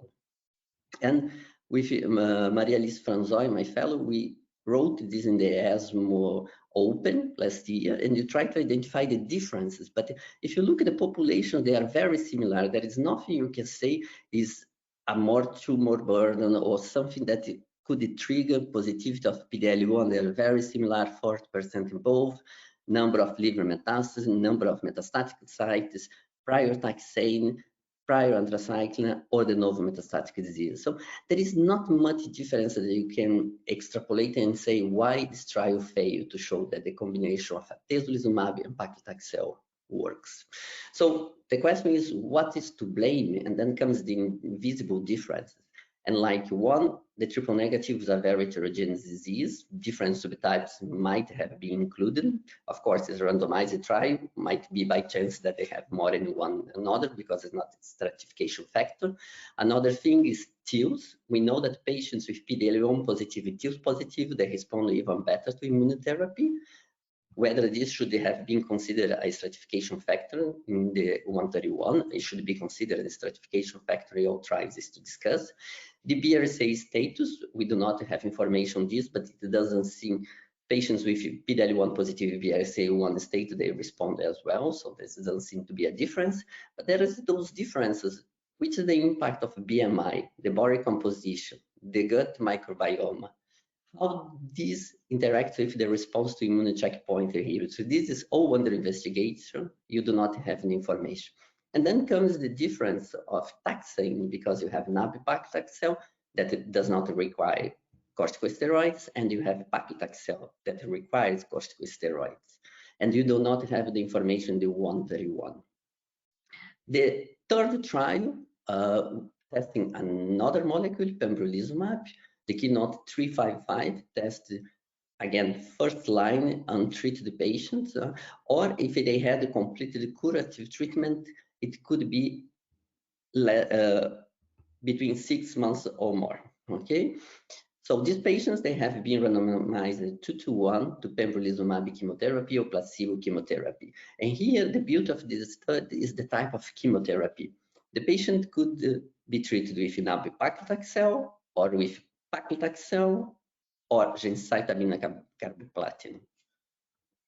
And what was showed recently, last year, it was that patients treated, if they had a CPS score, is another way of measuring this in the cells, is another antibody that is used. This only for pembrolizumab. You cannot interchange this antibody with atezolizumab. So if they had a CPS score greater or equal than 10, these patients, they had a benefit in median progression-free survival. It went from 5.6 to 9.7 months, which is a statistically significant and clinically meaningful 4.1 months. And if you look at those with a CPS score greater or equal than 1, these patients, they had an improvement, but it is not statistically significant. So here, the drug works for patients with CPS score greater or equal than 10. And if you look into the subgroups of this trial, all subgroups, they do seem to benefit from the addition of pembrolizumab to chemotherapy. And what was interesting and was showed now in San Antonio, the question that everybody raised was, does the type of chemotherapy that the patient receives matter in the response to immunotherapy? And here they showed the ITT, the CPS greater or equal than 1, and the greater or equal than 10. And I focus on greater or equal than 10, that is the approved label. So the nab-paclitaxel, 99 patients derive a benefit. The paclitaxel, very small numbers, we have to be careful here, 44 patients, they also derive benefit. And the gemcitabine carboplatin, 108 patients. Here, they do derive a benefit as well. It seems the benefits is smaller, but this trial is underpowered to look for different chemotherapy partners. So the conclusion is that independent of the chemotherapy partner, this combination works well in triple negative CPS greater or equal than 10. So where do we stand today with ICI in triple negative breast cancer in the metastatic setting? I'm not talking about the early breast cancer. So we have two drugs, Atezo, that's done by Roche. We have this CPS 142 Ventana, that is the test that should be used, and it is approved as first line. That was the FDA approval in combination with nab-paclitaxel for metastatic triple negative with tumors PD-L1 positive, greater or equal than 1%. This was approved in March 2019. And you have pembrolizumab that is done by manufactured by Merck. Again, another antibody, 22C3 is another way of measuring the PD-L positivity. Again, approved for first line for patients with a PD-L CPS score greater or equal than 10. That was approved in November 13, 2020, later last year. We are still waiting the approval of Pembro by EMA. And they also have the approval for patients whose tumor have a high tumor mutation burden that's defined equal or greater than 10. And this was approved in June 2020. So if you take all those things into account, how you think should be the triple negative algorithm treatment for 2021? And I think the first thing is you have to test for PD-L1 positivity, and then you decide if positivity by CPS score greater or equal than 10. If approved today is pembrolizumab plus chemotherapy, which is not approved yet, or you test this CPS 142 and if equal or greater than 1 atezolizumab in nab-paclitaxel. I think the choice is going to be based on the availability of the drug, the test, and also the recurrence-free interval, which doesn't seem to be much a play, but was only included in the keynote with pembrolizumab. And then if they are PD-L1 negative, you test for the mutation. If they are BRCA1 mutated, you could offer olaparib, talazoparib, or platinum-based chemotherapy. And if they are wild type, clinical trials, chemotherapy, taxane-based bevacizumab. But the inclusion of those patients in clinical trials is crucial. And if your patient has a BCR1 mutation, for instance, and has a tumor first-line PD-L1 positive, I would go first to immunotherapy and then Parab inhibitor as a second. So just to conclude, atezolizumab should be paired with nab-paclitaxel when used as first line for patients with metastatic triple negative overexpressing PD-L1. Pembrolizumab is not EMA approved, but is FDA approved for patients with triple negative first line tumors expressing CPS greater or equal than 10. And the beauty is different chemo partners and the recurrence-free interval. But you have to be careful because you need to take into account the long-term toxicities and financial toxicities of this treatment. We need to be able to follow those patients in the real world to see how they develop. And you really need to have biomarkers that at this moment you do not have. And as I mentioned, inclusion of clinical trials is a priority in triple negative because it's a very aggressive disease. So there was this decision recently, and there was this very broad discussion on side effects of immune checkpoint inhibitors in the neoadjuvant treatment of triple negative breast cancer. And this was considered to be in disadvantage or in disfavor of using the combination between immune checkpoint inhibition and chemotherapy, considering the potential side effects that there were. So if we understand it correctly, this balance is definitely shifted in metastatic disease towards the advocation of use of immune checkpoint inhibitors, right? Yes, I think Rupert already mentioned the immune checkpoint inhibitors in the early breast cancer. I think they do respond different. They do not need to be PD-L1 positive or CPS score higher. They do respond in all. In the metastatic setting, it was demonstrated that with atezo at least, if you give atezo to the atezo to nab-paclitaxel, there is no worse quality of life for those patients. So the quality of life does not deteriorate. The patients have a prolonged overall survival. I think that the paradigm shift in the metastatic setting is really control the disease. The quality of life for the patient doesn't seem to interfere, but I agree in the early breast cancer setting, I think just give those treatments that they may have long life side effects is very complicated because you increase the pathological complete response, but you still, I'm not very sure about the invasive disease-free survival, which is the impact of that PCR on the survival. So I think you need to have a little bit more data on that. But in the metastatic, I'm comfortable in giving immune checkpoint inhibitors with nab-paclitaxel, or if later approved, pembro with other chemotherapy. Okay, here we have another question, which of course you will only be able to hypothesize on. The question is, what would you think biologically would be a more advantageous combination with a PD-1 or a PD-L1 inhibitor? Biologically speaking. Biologically speaking, I'm not sure there is a big difference biological on that. I think at this moment we have two drugs. They do improve progression-free survival. We have one that improves overall survival, though is not statistically significant because you cannot test that because the ITT was not positive. We are still waiting data on the pembrolizumab in overall survival, which I think is going to be improved as well. So I think it's going to be dependent on the availability and chemotherapy partner, because giving nab-paclitaxel to everyone is not so easy because it's costly. You can give paclitaxel, or you can give gemcitabine carboplatin to those patients. So there are other possibilities. I think it's going to be mostly availability and costs that's going to play a role. But biologically, there is a big difference. And another question, again, of course, this is logical, is the question of the chemotherapy partner, of course, of immune checkpoint inhibitor treatment. Now, would you want to speculate on why this is and whether certain cell populations are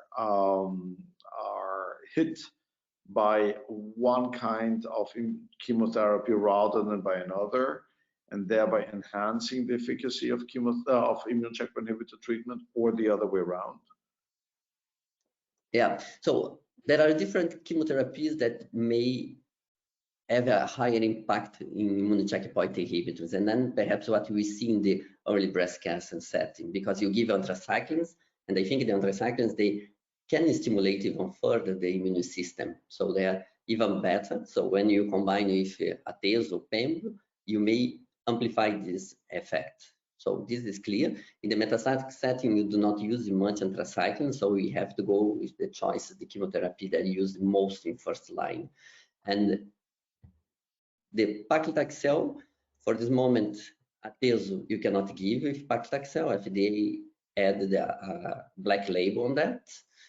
With pembrolizumab, I'm not sure I would give because the number of patients with pembro and paclitaxel is very small, 44 patients only, so 100 and something if you take the ITT population, but the CPS greater or equal than 10 is only 44, so very small number. You have the possibility of giving gemcitabine carboplatin, which you'd use much less corticosteroids that might also influence the immunotherapy or nab-paclitaxel. So I think the chemotherapy partner plays a role. I think that for the early breast cancer, we're going to see more improvement because we'll also combine with anthracyclines. Okay, super. All right, that's all the questions that I had here. So if you wouldn't mind, I would appreciate if we would proceed now with the second talk that you would give on CDK4/6 inhibition in breast cancer in the adjuvant setting. Thank you. So yeah, now comes the question and the results of the trials that we have testing CDK4/6 inhibitors in early breast cancer setting.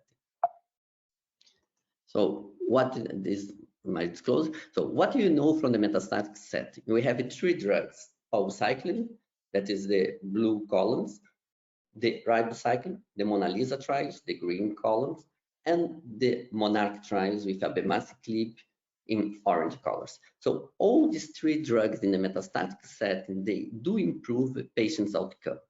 All of them consistently improve in progression-free survival, and 2 of them could demonstrate overall survival benefit. Mona Lisa set, Mona Lisa 3 with ribo, and Monarch with abemaciclib. So these drugs, they do work in the metastatic setting. And if you look into subgroups, according different subgroups and the overall survival, they are improved independent of age, menopausal states, sensitiveness to endocrine therapy, and the visceral involvement. So this drug really works and became the standard of care as first or second line treatment. So we know that you have to use them very early. But the problem comes in the early breast cancer setting, that you treat with chemotherapy, endocrine therapy for a long period of time, and you know that these patients, they continue having a risk of relapse even several years later after the surgery. So those patients with a very high risk, we need to have more treatment. And this was the rationale for those 3 trials testing the use of CDK4/6 inhibitors in the early breast cancer setting. And I will start with the abemaciclib, the Monarch trial. This trial include the patients hormone receptor positive, or trials, hormone receptor positive or to negative disease only that you are talking. And here the Monarch include high-risk patients, and they define high risk having 4 or more positive lymph nodes, which is a very high risk, or if you want to treat positive lymph nodes, they should have a tumor greater or equal than 5 centimeters, or a grade 3, or a Ki-67 centrally test greater or equal than 20%. So very high features. 5,637 patients have been randomized to receive abemaciclib plus the standard of care as endocrine therapy or endocrine therapy alone. And it's worth noting that 95% of those patients, they did receive new or adjuvant chemotherapy. Almost 60% of the patients, they had 4 positive lymph nodes, and 44% had a Ki-67 greater or equal than 20%. Start with the ITT population. What they showed that in adding abemaciclib to endocrine therapy improves by 3% the invasive disease-free survival. It goes from 89.3 to 92.3% with a hazard ratio of 0.71. We have to note as well that the median follow-up in this trial is still very short, 19.1 months. But again, the trial was positive. They also looked into distant relapse-free survival. Again, an improvement of 3%. The median invasive disease survival, the percentage goes from 9.8 to 93.8 at 2 years. Hazard ratio 0.68. Again, significant and clinically meaningful. And they looked at what's presented now in San Antonio. They looked again for the Ki-67 patients with Ki greater or equal than 20% of the tumors. They also had an improvement by 30%, so a hazard ratio 0.69. So adding abemaciclib to those high proliferative tumors improved the outcomes. And they looked into different subgroups, which I will not have time to go, but all subgroups, they do seem to benefit by adding abemaciclib. But if you look in terms of how these patients had the side effects, we can see that 17.2% of those patients had to stop abemaciclib due to an adverse event. In these adverse events, looking here on the right-hand side of the slide, in those blue bars, you can see that most of those discontinuation occurs during the first 5 months of treatment. There is no safety issue. The safety is similar to the metastatic breast cancer setting, but it's interesting to see that in the early breast cancer setting, patients, they tend to stop early the treatment by side effects. The second study, the study PALUS, conducted by the Austrian group, Michael Gnant. Again, patients with stage 2 or 3 hormone receptor positive HER2 negative, they should have completed the chemo radiotherapy within 2 months of diagnosis. They could have started already endocrine therapy within 6 months. And those patients, 5,600, they have been randomized to receive palbociclib for 2 years plus endocrine therapy or endocrine therapy alone. And the endocrine therapy was per physician's choice in all trials. So this trial has a slightly longer follow-up than the Monarch. 23 months is still short follow-up, but here there is no signal of improvement for adding palbociclib to endocrine therapy. The invasive disease-free survival at 3 years is very similar, 88% in both arms, and distant recurrence-free survival, 89, 90% in both arms. So there is no hint that adding palbociclib improves outcomes in these patients. There was no benefit in any subgroup that have been observed, and we know that already 67% of the expected events have occurred. So this is unlikely to change with further follow-up. And again, here, one thing that is a big discussion is the early discontinuation of palbociclib. It's 42%. It's quite high, and adverse event occurred in 64% of those patients. So it's very interesting to see this high rate of early discontinuation. Side effects, again, compatible with what we see in the metastatic setting. And you can see that many patients, they do require dose reduction in the curves on the right-hand side. And the third trial, the Penelope B, conducted by the German group, palbociclib was added to endocrine therapy, but in a different set, not in an adjuvant, but in a post-neoadjuvant. Patients, 1,250 HER2 negative hormone receptor positive, who haven't received the chemotherapy neoadjuvant and did not reach pathological complete response, meaning they still have residual disease, and they had a CPS score. That is a category how you score your residual disease for endocrine positive tumors. These patients have been randomized to receive palbociclib in here for 1 year or placebo, and endocrine therapy, of course. Here we have a longer follow-up of 42.8 months. You can see, it's interesting to see there was no difference in invasive disease-free survival. Hazard ratio 0.93. But it was interesting to see in this trial that at 2 years we had a 4.3% benefit, which gets smaller and disappeared at 4 years. So we have to follow up very closely those other 2 trials to see what happened, particularly the Monarch E, what is going to happen with that difference. And here again, stopping palbociclib due to adverse event in 5.2%, and many patients had to decrease the palbociclib dose. No different side effect profile than the metastatic disease. So if you put those 3 trials together, we should not do cross-trial comparison, but you can have an idea. First, the eligibility criteria. Monarch have used a very high-risk population, either anatomically or biologically. PALUS used another approach, used a clinical stage 2 or 3. And Penelope, a high-risk population with residual disease and a high CPS EG score. Second thing, treatment duration. Monarch and PALUS 2 years, Penelope 1 year. And it was interesting is the discontinuation rate. In Monarch 17.2, PALUS 42, and Penelope 5.2. with Elisa Goscinetto, my Italian fellow, we wrote this for ESMO Open, trying to identify the difference in patient population in both trials to try to understand what happened to those patients.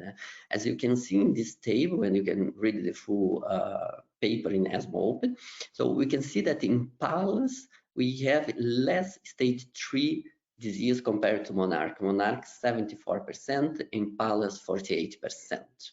Another feature that you see is the Ki-67, which was not measured in PALLAS, but we had almost 45% in Monarch. Adjuvant chemotherapy or neoadjuvant chemotherapy, 95% in Monarch, so a very high-risk patient population, 82% in PALLAS. And it was interesting in terms of endocrine therapy. In both trials, about 32-33% of the patients, they did receive tamoxifen. And in PALLAS, in Monarch, sorry, you have the report of ovarian suppression in about 7 to 8% of those patients. So again, another risk on this patient population. Perhaps those very high risk patients, they require more than tamoxifen. So if you have to think why those discordant results, one that I already mentioned is the risk profile of the patient population. So PALLAS used the anatomic stage only, Monarch anatomic stage plus biological characteristic, and Penelope residual disease. Another thing is the difference in pharmacological characteristics between palbociclib and abemaciclib. You know that abemaciclib hints CDK4/6 and CDK9. This might be one difference, the potency of blocking the CDK pathway. Another thing, the intermittent versus continuous use. Abemaciclib is used continuously, palbociclib is used 3 weeks on, 1 week off. We do not know if this makes a difference in the early breast cancer setting. But despite of those differences that you may think they exist, in the metastatic setting, all drugs, abemaciclib, palbociclib, and ribociclib, they all work in terms of a median progression-free survival. They all improve the patient's outcomes. Another thing is treatment duration. 2 trials with 2 years, Penelope with 1 year. Should you have used 2 years in Penelope, would that be different? We do not know. And treatment discontinuation. Since in PALLAS you had 42% discontinued treatment, this may have an impact in this patient population. And patients have been included with occult metastatic disease. So those patients, particularly in Monarch, they have a very high tumor burden. They may have already occult metastatic disease that is not seen in regular exams, but they might be there already. And the suboptimal endocrine therapy, 30% in Monarch E using tamoxifen alone, and 80% of those using ovarian function suppression, which we know that today is a suboptimal treatment. We have to wait the results of 3 other trials, the Natalie, that is testing ribociclib and endocrine therapy. This trial has been amended to increase the sample size and to limit to the patient with a high risk of recurrence, which is a smart thing to do. The yearly looking for adjuvant endocrine therapy plus minus ribociclib in patients with residual disease, and the Polar trial look for palbociclib and endocrine therapy in local regional disease without distant metastasis, also a high risk patient population. What we did, and is under review now, I'm going to show, is still confidential. We just presented in the Belgian Society of Medical Oncology last Saturday, was that we pulled all these 3 trials together, the Monarch, the PALLAS, and the Penelope, and you look at it in terms of invasive disease-free survival. What we see a trend favoring the use of CDK4/6 inhibitors in the early breast cancer setting with a hazard ratio 0.85. Not significant across the one, but you have 1 positive trial, 2 negative ones. And if you look in terms of distant relapse-free survival, again, we see a trend, hazard ratio 0.83. Again, 1 trial positive Monarch and PALLAS negative. Here you could test only 2 trials because Penelope didn't report this outcome. And if you look in terms of adverse events of all grades, the odds ratio of having adverse event when you use CDK4/6 inhibitors is 9.36, statistically significant. So we increase the toxicity of your patients.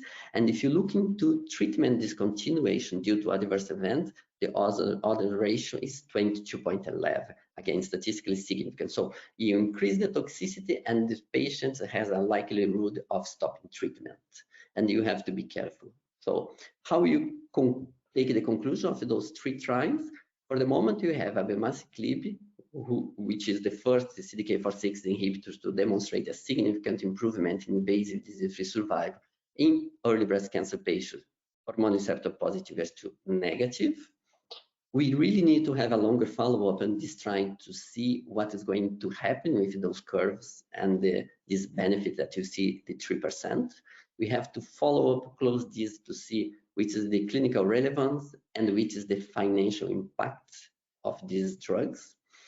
The divergence between PALLAS and PENELOPE, both use palbociclib. We do not know well what happened, treatment duration, pharmacodynamics, different treatment adherence. We have to understand better.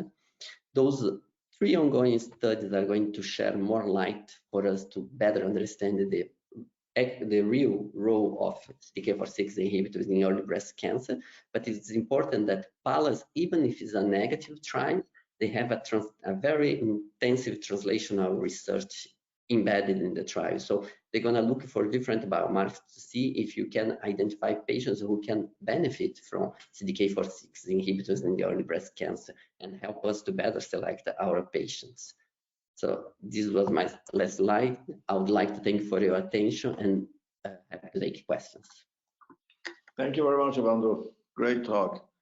Can I come back a little bit to the title of Martine, which said, "What will I do on Monday?" Yeah. So actually, what do you do on Monday? Do you prescribe Abema with high-risk patients, whatever the definition might be, with anti-endocrine treatment, or what do you actually do? Yeah. Assuming that you have Abema approved, we do not have yet, but assuming that the abemaciclib is approved and reimbursed, so I would consider in high-risk patients, and I would use more or less the definition of Monarch, and I will try to identify myself what is a high-risk patient population. So I would tend to use, if it was available, I think at this moment, the evidence that I have for Abema, that improves by 3% the invasive disease-free survival, which 3% is a big number. Of course, you have to explain to the patient there are some side effects, but you need a longer follow-up. But at this moment, if you say, okay, might be immature, but for the very high-risk patient population, I would consider. Okay, super. If of course. This is very important information. Thank you very much. I think this is so clear-cut that as a recommendation, also as stated, that we really don't have many questions here, which are really burning, because this is I think this is such an advance. In fact, if it would be even nicer if this would be reproduced, and if it's not, then it's a standalone trial, which is nice to have anyhow. Yeah, I think you really need to wait for the NATALEE trial, because there we have another drug, but you have other problems. So now they increase the sample size to use to increase the high-risk patient population, but there is also other problems. The dose of ribociclib is not the 600 milligrams that you use in the metastatic, it's 400, and the duration is 3 years. So we are adding still more complexity to that. So 2 years, 1 year, 3 years. So right. We are adding duration, we're adding different drugs in different patient population. But I think if you have another study that's positive, the NATALEE in the high-risk patient population, I think everybody is going to be more comfortable. Well, the duration, again, please mind you that anti-endocrine treatment was also in a similar way. It was 1 year, 2 years, 5 years. So it was 10 years now. Now 10. So might be really something which probably where the books are not closed yet.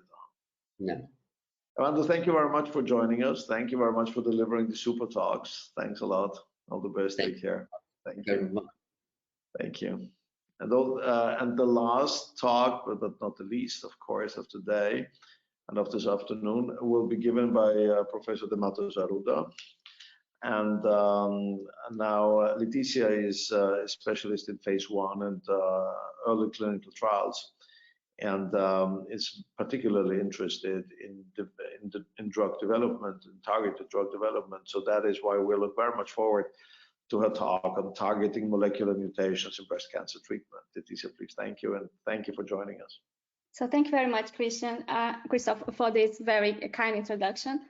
So I'm a medical oncologist and clinician scientist. I'm right now at IRC Caixa here in Barcelona. So the title of my talk is Targeting Mutation in Breast Cancer, and I'll give my perspective on some important studies presented on the last virtual San Antonio breast cancer meeting. So these are my disclosures. So the mutation landscape of breast cancers has shown us that a few actionable somatic genomic alterations are present, and that include PIK3CA mutations, ERB2 copy number alterations. So there is a large number of genes that are rarely mutated, and there are some tumors that do not bear any of these mutations or copy number changes. So this has implications for patients' stratification and therapy selection. The HER2 PI3K AKT signaling has been the most well-studied pathway in breast cancers. The importance of PI3K pathway for hormone receptor positive or HR positive highlights the high frequency of activating mutation in the PIK3CA in the subset of breast cancer. In addition, there are other mutations of interest that leads to hyperactivation of the PIK3CA pathway, such as ERB2 and AKT1. So I have divided this talk into 3 blocks. We're going to be revising and discussing some interesting work presented at San Antonio in some clinical trials that are targeting PIK3CA mutation, AKT mutations, and HER2 mutations. So let me start with work presented by Ciruelos and colleagues, the biomarker analysis from the SOLAR-1 study. So the SOLAR-1 demonstrated clinical efficacy of adding alpelisib to fulvestrant in HR-positive, HER2-negative advanced breast cancers in patients with PIK3CA mutation. The SOLAR-1 study showed that alpelisib and fulvestrant to have a significant effect on PSF, and that led to our FDA and EMA approval. For the primary analysis of the SOLAR-1, mutation status was determined from the tumor tissue, and the cohort allocation was based on prospective PIK3CA mutation in a central laboratory used PCR-based assays covering 11 mutations in exons 7, 9, and 20. Plasma samples were also analyzed retrospectively for PIK3CA status by PCR on plasma ctDNA. The benefit of alpelisib plus fulvestrant was maintained in patients with PIK3CA mutation on ctDNA. However, the sensitivity of PIK3CA mutation detection on plasma ctDNA was much lower as compared to tissue. If you want to contextualize this in other works, we can have a look at the plasma match study that shows the sensitivities of PCR for ctDNA for PIK3CA to be much higher, 88%, although they were doing just a droplet PCR, which is a better test. But the first take-home message here is that to go back to the tissue and test PIK3CA there in case we have negative plasma ctDNA results, especially when the assay sensitivity is low. So the work by Ciruelos and colleagues was an exploratory biomarker analysis to assess the clinical outcomes of patients with PIK3CA alteration detected in plasma ctDNA using an NGS, a next generation sequencing assay. So they used the Foundation Medicine panel, Foundation 1, that has 324 genes for tumor tissue, and the Foundation 1 liquid that has 311 genes for plasma ctDNA. And they defined PIK3CA alteration as a single or multiple genetic changes or copy number variation amplification in the gene. So the results show that half of the patients had a PIK3CA alteration that could be a mutation or copy number variation in plasma ctDNA by NGS. And the majority of these alterations were single alterations, but there are some patients, 24%, that had multiple alterations in PIK3CA gene. So checking PSF, in both PIK3CA altered and PIK3CA non-altered cohorts, the median progression-free survival was superior for alpelisib and fulvestrant as compared to the placebo arm.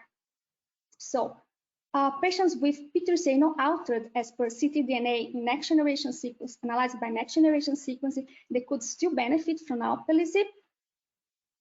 So the authors hypothesized that the benefit was driven perhaps by cases with alterations in tumor tissue.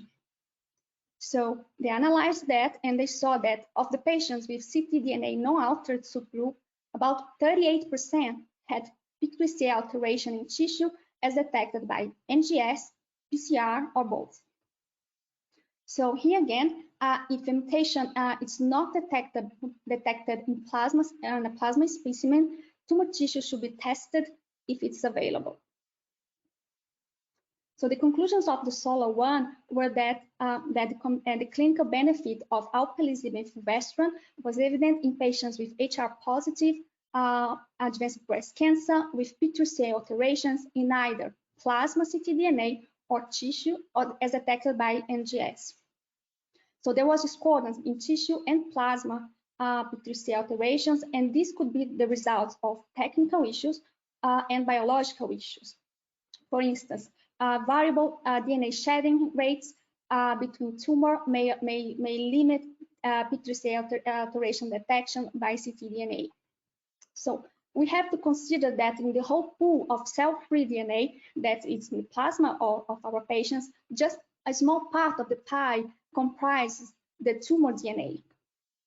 And the mutations in ctDNA that are coming from the tumor, and we can see them as a barcode of the tumor, they can be detected even though they are of relatively low abundance.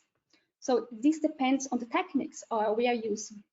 So these clinical trials, they are using a range of sensitivity between 1 and 10%, but we know that at least in the research setting, there are much more sensitive assays that have been tested to detect mutations in patients with low disease burden, like early breast cancer settings, and also to detect minimal residual disease. So the FDA approved companion diagnostic tests for alpelisib in HR advanced breast cancer are the TerraScreen, PIK3CA on tissue and plasma. It's also possible to use the Foundation 1 on tissue and Foundation 1 liquid on plasma. So for all assays, the companion diagnostic indication includes the 11 PIK3CA mutations considered for screening patients in SOLAR-1. In Europe, here, we can use PIK3CA mutation in either tissue or plasma using a validated test, but this is not specified. The important is if we are using and we have the opportunity to use a next generation sequencing, a targeted panel to profile our patients, this can broaden up the opportunities for us to detect the other targets, other mutations, perhaps a mechanism of resistance, and also to enroll a patient in a clinical trial. The second work I would like to highlight was presented by Hugo and colleagues. It's the BELIEVE study. So as we've seen, the alpelisib and fulvestrant demonstrated efficacy in the phase 3 SOLAR-1 trial, but this trial included only 20 patients who had prior CDK4/6 inhibitor in the PI3K mutant cohort. There is limited data available in the post-CDK4/6 setting for PIK3CA mutated HR-positive advanced breast cancers.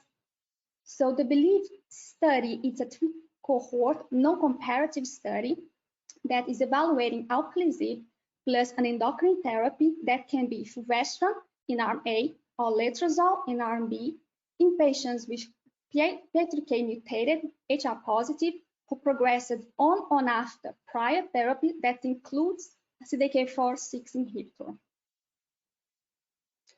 The primary endpoint of the belief is the proportion of patients who are alive without disease progression at 6 months. 46% of the patients met the primary endpoint, and the median progression-free survival was 5.7 months. So alpelisib and fulvestrant or letrozole in the belief cohorts A and B could be a treatment option after CDK4/6 inhibitor for PI3K mutant patients. In cohort B, the efficacy of alpelisib and letrozole was demonstrated despite more than 80% of the patients progressed on prior aromatase inhibitors. So it's reasonable to expect a substantial rate of estrogen receptor 1 mutation. So as you know, this mutation is associated with resistance to aromatase inhibitor that could be detected by an NGS test or single gene test. So the EMA approval does not currently authorize the use of alpelisib and fulvestrant in the post-CDK4/6 setting. So there is a limited use in clinical practice. So if we can and have the opportunity to profile our patients, one strategy would be to test PIK3CA mutation on plasma ctDNA following progression on CDK4/6 inhibitor. So moving forward, the third abstract targeting PIK3CA mutation is the phase 1/2 study of TDC-0077. So this compound is a PI3K alpha selective inhibitor and mutant PI3K alpha degrader, has antitumor activity in patients with PIK3CA mutation HR positive as single agent and as combination therapy. So interesting. A work published in Science in 2009 by the team of Memorial Sloan Kettering showed that breast cancers with multiple PIK3CA mutations, they have increased signaling to the PI3K pathway, and they are more sensitive to PI3K alpha inhibitor as compared to breast cancers with single PIK3CA mutations.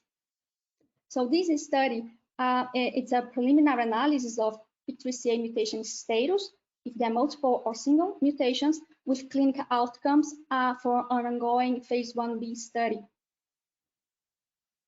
So in this study, about 84% of the patients, they had PIK3CA as detected by baseline ctDNA. So all the analysis here was about ctDNA testing. Multiple PIK3CA mutations were detected in 26% of the cases, and they were present in the helical and kinase domains of the gene. So the expression of PIK3CA PI3K effectors such as phospho-AKT was inhibited to a greater degree in tissue samples from patients harboring multiple PIK3CA mutations as compared to single mutations, as you can see on the left. So similarly, ctDNA detected PIK3CA mutation allele frequency were decreased to a greater degree between pre and ongoing treatment time points in the samples that harbor multiple PIK3CA mutations. In this study, a higher overall response rate was observed in patients with multiple PIK3CA mutations in baseline ctDNA, regardless of the treatment group. So although this sample size is very small.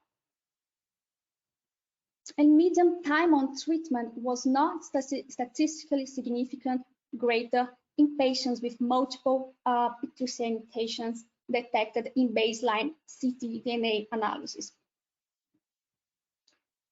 So the conclusion is that patients with multiple PIK3CA mutations in baseline ctDNA, they may have the potential for improved clinical outcomes upon treatment with a PI3K alpha selective inhibitors. My comment on this study is that a fraction of patients for whom there was a multiple PIK3CA mutations detected in baseline was slightly higher than previously reported. The way the authors they were performing the methods and summing up mutant allele fractions of multiple PIK3CA mutations. This is a potential source of bias. The current data set is small and a little bit immature, and patients received multiple treatments, and a future reevaluation of this study is warranted because this should give us very interesting, important results for the clinics. So we just covered targeting PI3K mutations. Now let's move on to targeting AKT mutations. First study I would like to highlight is the primary results from Ipatasertib 130 cohort A, presented by Dent and colleagues. So AKT can be activated by loss of function of negative regulators, such as PTEN, gain of a function of positive regulators, such as PI3K, AKT, or receptor tyrosine kinases, like HER2. 35% of triple-negative breast cancers, they harbor PI3K, AKT1, and PTEN alterations, so AKT inhibition should be an appealing strategy. IPAT, or Ipatasertib, is a highly selective ATP competitor AKT inhibitor.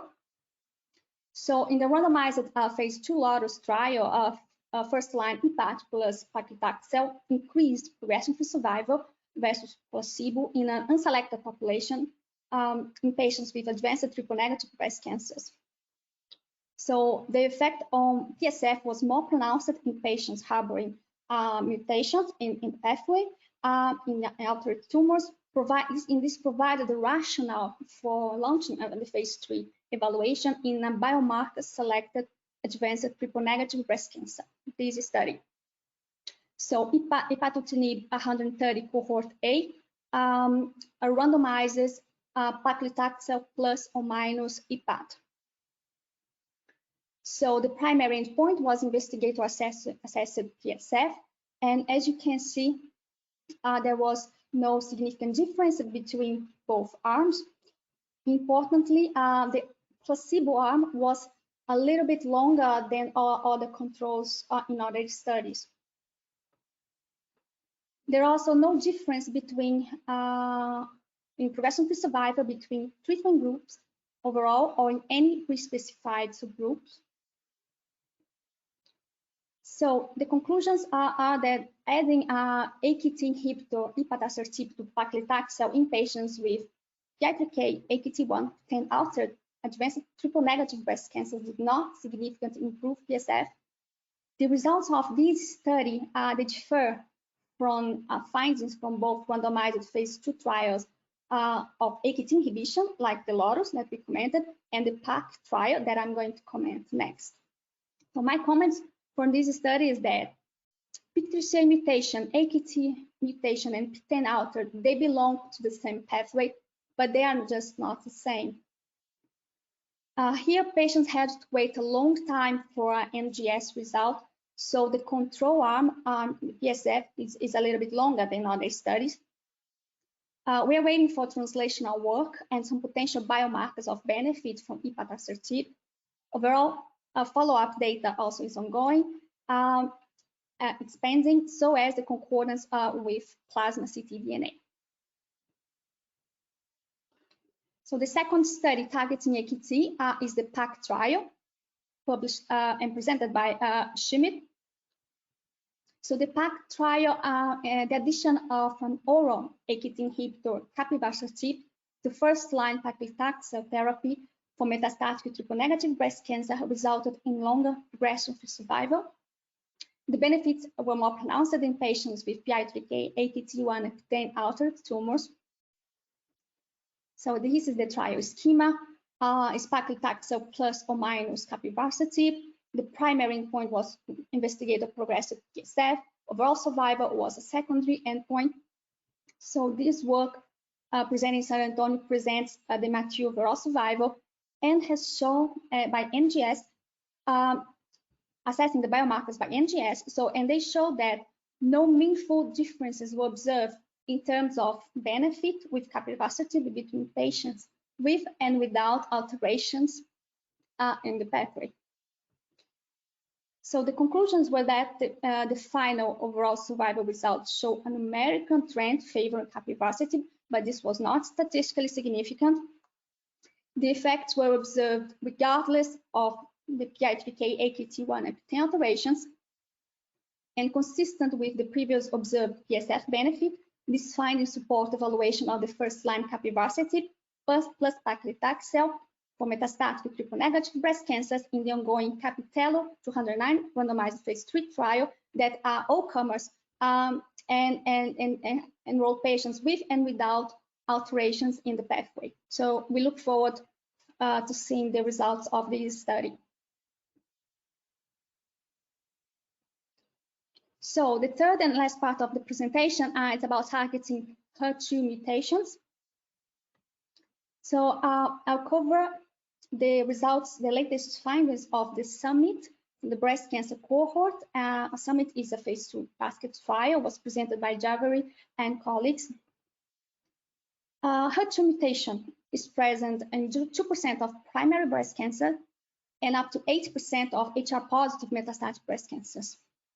HER2 mutations, they are oncogenic in HR-positive metastatic breast cancers, and they may confer resistance to prior endocrine therapy, but they retain sensitivity to neratinib. So neratinib is a pan-HER2 tyrosine kinase inhibitor. There is encouraging clinical activity as single agent and in combination with fulvestrant in HER2 mutated, HER2 non-amplified metastatic breast cancers in the Summit basket trial. So in the Summit basket trial, HER2 mutations was detected in tumor tissue and in plasma ctDNA. Analysis from plasma ctDNA from this trial has shown that the benefit from neratinib as single agent or in combination with fulvestrant revealed the acquisition of secondary HER2 alterations and also HER2 gene amplifications upon progression. So that's why the investigators aim to add another HER2 blocker, perhaps to see if this could bring more benefit. So that's the reason that they included trastuzumab with the other 2 drugs.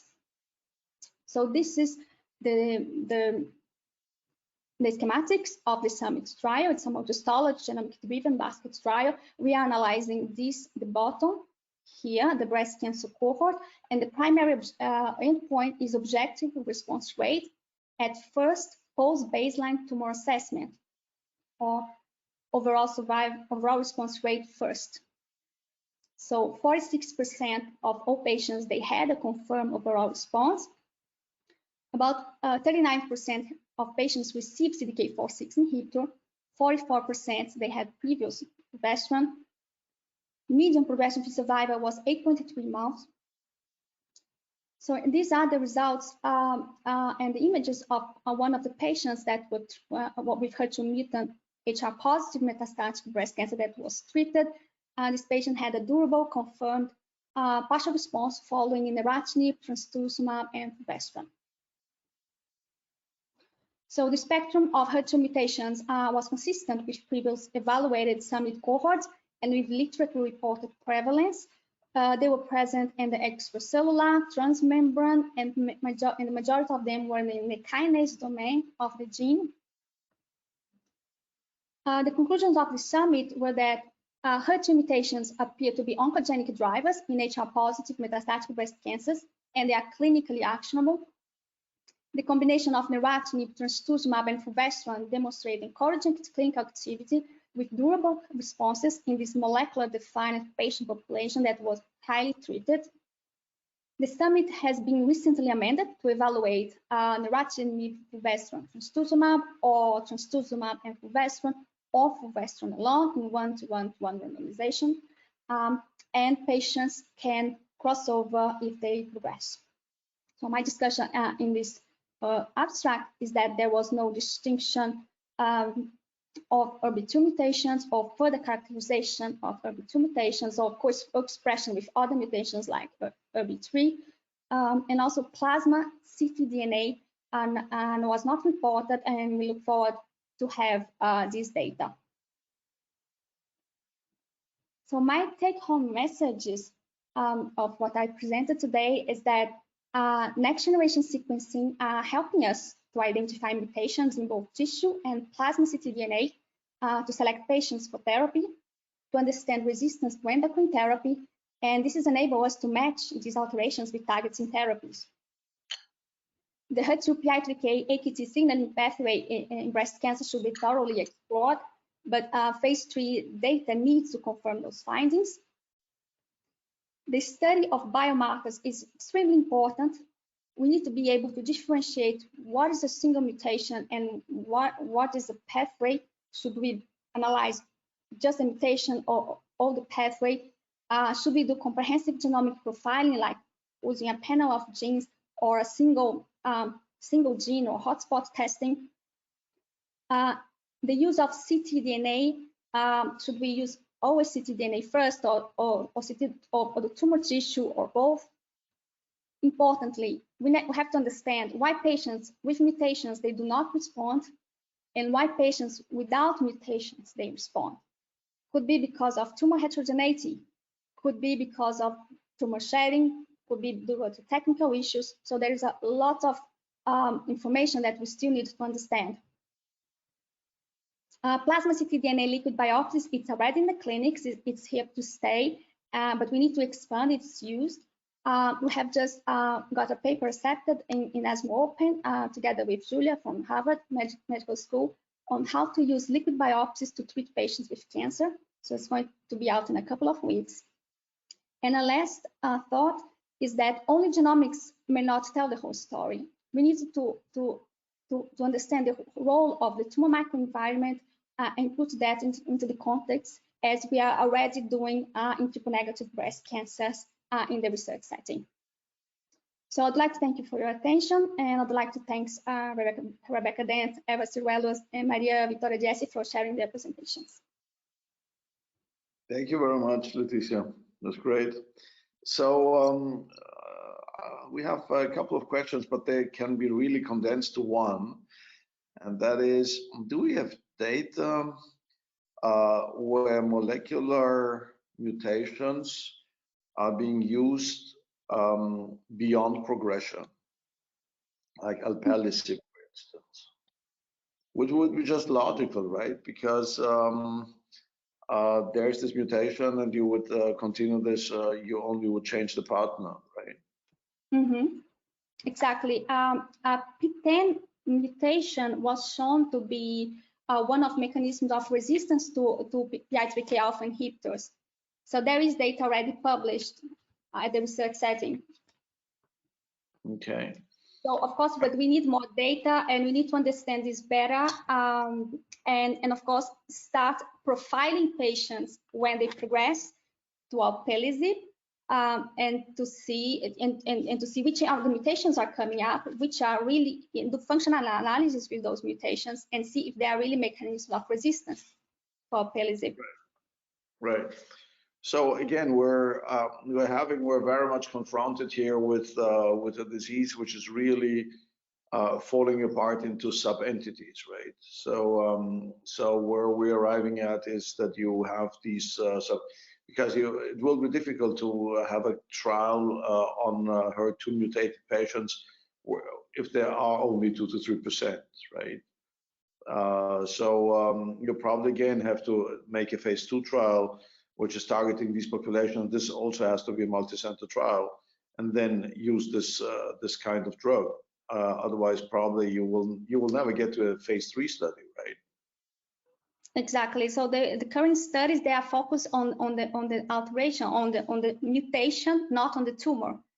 I think I'm a great fan of agnostic clinical trials that you focus on patients who has a mutation and administer the drug. And if you see a benefit, you expand in that cohort. Right, right. Okay, so this rounds it up nicely. We don't have any further questions. So thank you very much, Leticia, for this great talk. And I want to thank everybody who made this afternoon such a magnificent event, which it was, because you have to be aware that we not only listen to the best data from San Antonio, but also by the best possible presenters and the best possible faculty. So CCOG is very much obliged to every speaker and also to every participant, which is quite remarkable that even in hard times you find so many participants, but this is probably due to this magnificent faculty that we have gathered. Now, again, I want to thank Eli Lilly for making this possible and for allowing us to bring all this news to you. And I want also to thank the CCOG staff for having this this event go over your screens as professional as it was. So thank you very much, and stay healthy, stay safe, and please stay tuned. We're continuing our continuing medical education events online, and we have an abundance of those, which are not only concentrating on breast cancer, but also pancreatic cancer, where we're having the Pancreatic Cancer Academy, which is now in the 5th year of its existence. We have the Lung Cancer Academy, which will be launched very soon, and we also have transporter tumor boards, where cases of patients are being discussed. So if you want to participate and if you're interested in participating, please let Ms. Fisher know, who very gladly will send you all the details about that. You please visit also our homepage on the www.ccog.org, where you can find all our activities and also select in which you want to participate. So thank you very much, and stay safe, stay healthy, and all the best.